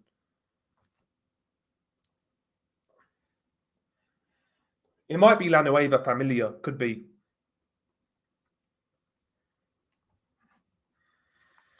Where did your interest in cartels come from? So I started to get interested actually a little while before I started the channel. So my first introduction to like cartels was actually from back in the day when I was talking about growing up in the era of like Live Leak and whatnot. So I was never like an avid gore watcher, never. But like back in the day when I was at school, we used to dare each other to watch the odd video here and there. And that's something I kind of did throughout the rest of my teenage years. So like I would watch like maybe 2 gore videos a year kind of thing, just to try and like shock myself, I guess, or I don't know why, just morbid curiosity. And it was the chainsaw video that kind of stuck with me. I watched that I want to say I watched that in 2011. I swear that came out in 2011. It was either 2011 or 2012. And I watched it then. And it kind of stuck with me. And ever since then, I had like a vague interest in cartels. And it's been the last sort of 5 years where I've taken a really, really keen interest.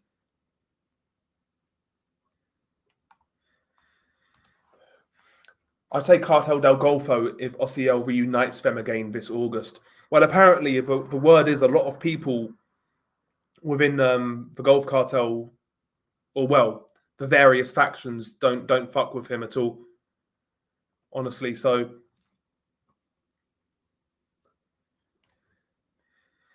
yeah, that's what I've heard as well, Alex. That they are starting to expand a little bit, not massively, but like I'm saying, that they're like going into the Tierra Caliente region a bit more. So you're talking about like parts of Guerrero and whatnot.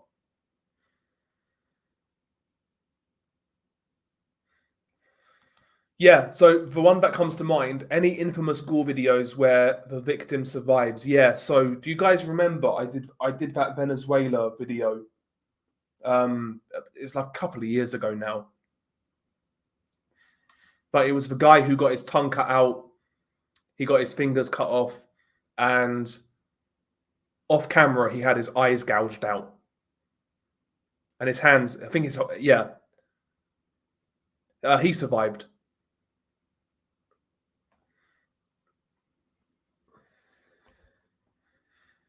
I'd like to visit Mexico, Grapes. I'd love to visit Mexico.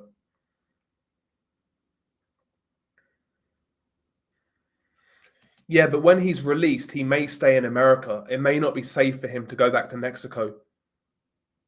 He may actually stay in America. And if he goes back to Mexico, like I was saying, there's every possibility that he is going to possibly face sort of charges in Mexico still.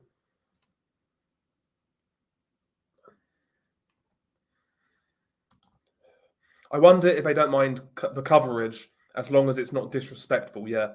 Yeah, it's not like I'm out here saying, it's not like I'm playing sides or anything like that, or cussing cartel leaders and whatnot. Yeah, 100%. I've done a lot of like accident videos at this point. I've done a lot of ISIS videos. I've not done a lot of murderers though, honestly.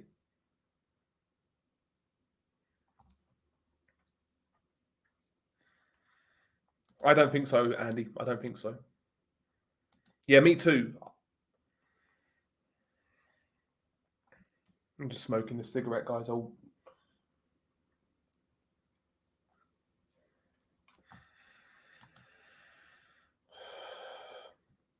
It's been a video. So this is, I thought about it.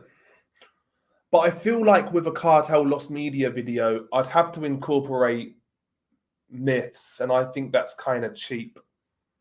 So, for example, like, oh, the Funky Town extended version, which doesn't exist. I do think we found a Lost Media video, though, from a Cartel. I've been sitting on it for a long time.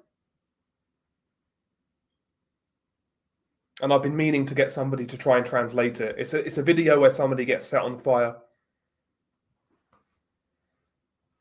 I did a video on it, a Lost Media video, Lewis. But it got age restricted right away, so I took it down. I may try and re-upload it at some point. It was like another Lost Media video, basically.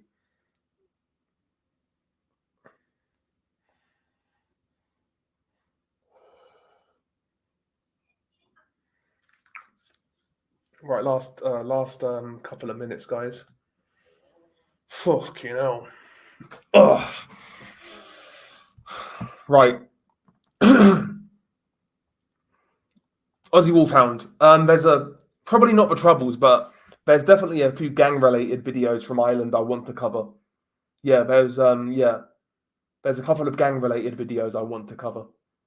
There's actually a gore video from Ireland as well, believe it or not. A dismember video, like there's a couple of videos to go along with the case.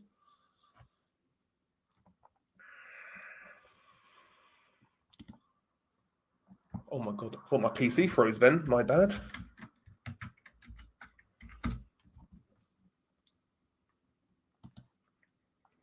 Luis Garavito is meant to be released soon. He's the guy. No, he's dead, right?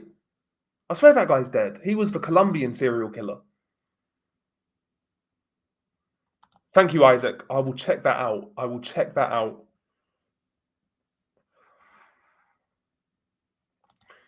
Yeah, I want to cover.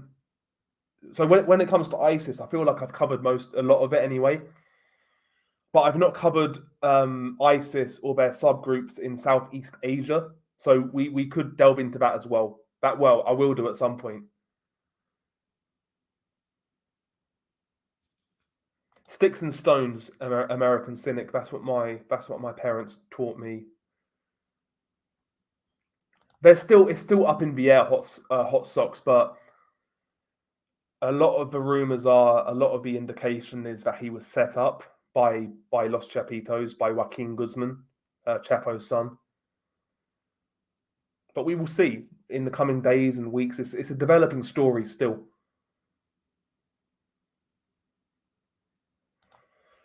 Is Disturbed Reality a YouTube channel a lot of people, or is it just me? Man, it's just me. It's just me. I can't employ people, bro. I can't. Most of my videos get most of the videos get what do you call it, demonetized. If I did employ people, it would be for like editing and things like that. If I did, yeah, it'd be editing. I would never employ somebody to do a voiceover. I'd never employ somebody to do a script or anything like that. It'd only be editing if I ever did.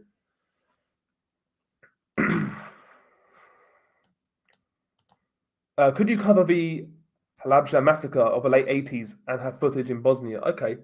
Yeah, but okay. Let's have a look.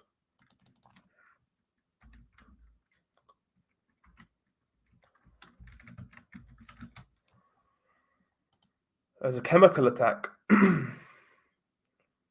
you sure that was in Bosnia? It says Iraq, by the way.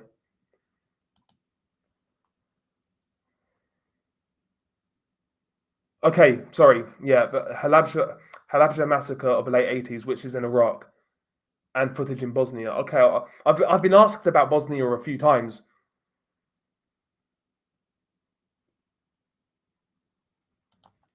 So yeah, Operativo MZ is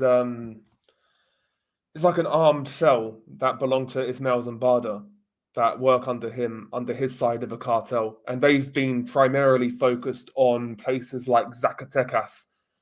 They've been fighting Cartel Jalisco. Yeah, so they'll stay as they are. They'll work under the son of Ismail Zambada, Nayito Flaco. I think things within the MZ will stay the same. The MZ side of things will stay the same. But yeah, they're fighting Cartel Jalisco in Zacatecas primarily, but yeah. So it's like Grupo Flechas, for example, and they're proving to be a very tough opposition for Cartel Jalisco.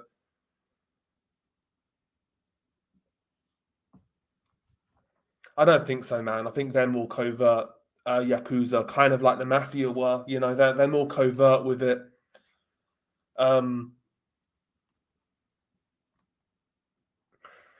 So yeah, it ended up being a false lead, Nightmare. It ended up being a false lead, but it was interesting nonetheless. It was an interesting case. It came from Colima. And interestingly, it was actually done by the Sinaloa cartel as well. But yeah, that was in Colima. The case was at a similar time as to when Funky Town happened. And the death, the torture, etc., was very similar. Face cut off, hands cut off, etc. But it wasn't the same person. It wasn't the same person. I have thought about making like an update Funky Town video, like maybe we could discuss that case and write it off, kind of thing. We could write off. So what I was thinking about doing was doing a Funky Town update, but basically writing off all the leads that we've been given, as like a refresh and update. Maybe there's somebody out there who knows something. I still really want to listen. I'd love to figure out. I'd love more information on Funky Town. And another video I'd really like more. I'd love more information on Chechnya as well. A non-cartel video, but still, Chechnya is one I'd love to find out more on. That's the one I'm surprised hasn't really gone any further. I'll be honest. I felt that was far more solvable.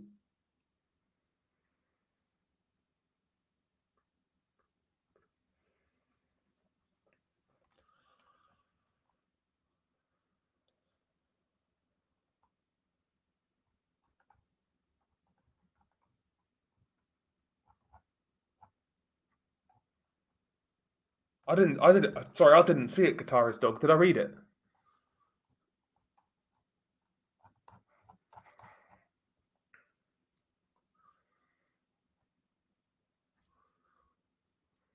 Nah, he won't escape. He's an American now. Roadman Shaq, he's in America. He won't escape. He's done.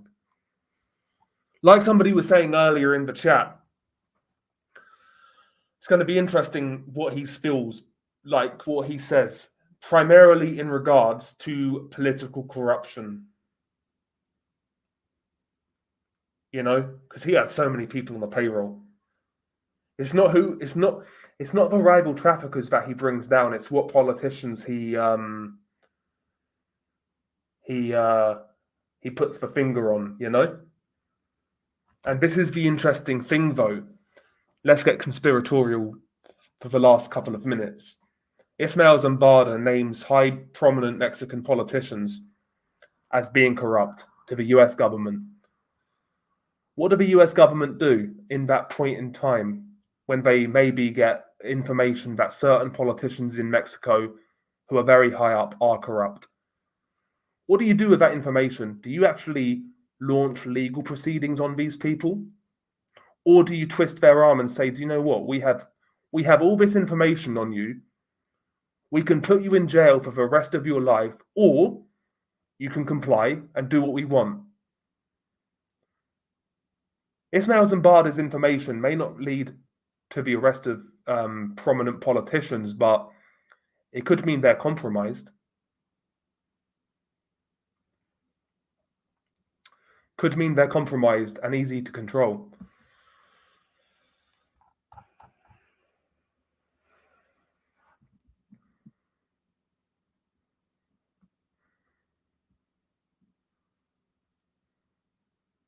But yeah, he's definitely got people on the American side in his pocket without doubt. People on the border, etc. 100%.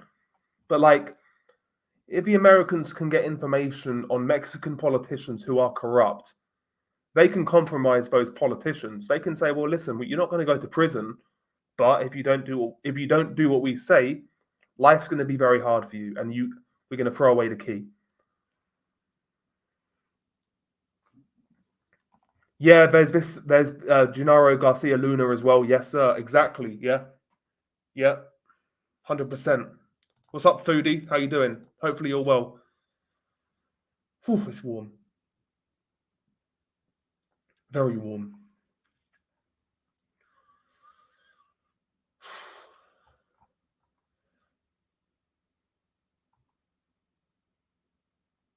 I agree, Greg. I think Funky Town was leaked more so than it was released.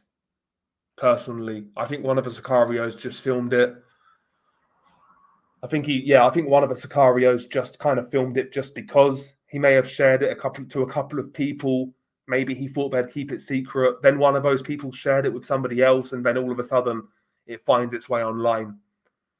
You know, I don't think that video was supposed to be released online, personally. Because that video apparently first uploaded on Chaotic, I want to say. Apparently that's where that video surfaced, which is a real unusual place for a Cartel video to be released.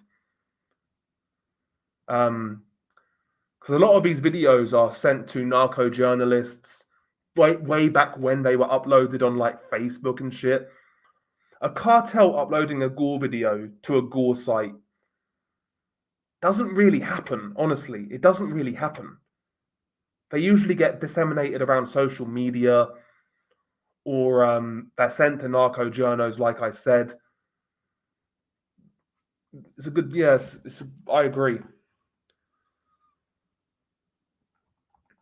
Mike Torino, what's up? Oh, Mayo loves the mayo in his sandwich. I'm very good, Mike. I'm very good, man. I'm very good.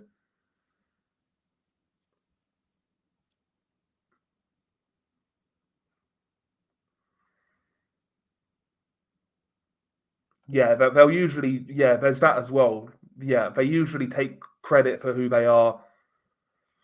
Sometimes they'll like obviously say who the victim was apparently working for. They do follow a lot of Cartel videos follow a very formulaic kind of layout, kind of structure almost.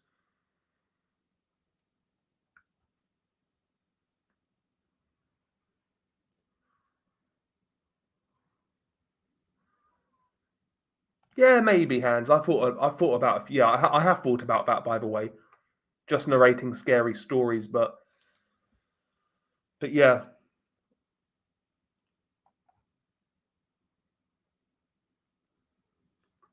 But anyway, guys, it's 12:30 in the UK. I've got work tomorrow. I'm working from home, but still, I should get up at a reasonable time, right? I've got to be somewhat professional. So yeah, it's been a nice turnout tonight, by the way. I think we topped out at about 400, which is pretty fucking cool, man. So yeah, man, thank you guys very much. We've been going for like fucking just over 3 hours. We done well. I'm gonna have a glass of water. I'm gonna have another cigarette. Nearly said the F word. And yeah, then I'm gonna go to bed. So yeah, hopefully you guys have a great rest of your Sunday. Have a wonderful week coming up. If anything crazy happens in the next couple of days, like with this story, we could even go live again. I don't rule it out, but we'll see what happens.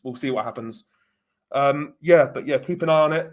The next few weeks in Mexico, in Sinaloa, with the Sinaloa cartel, obviously, it's going to be very interesting. So we'll see what happens. We'll keep our finger on it. We'll keep an eye on it, and we'll see what happens. But yeah, peace out, guys. Have a great week. Catch you later. Have a good one.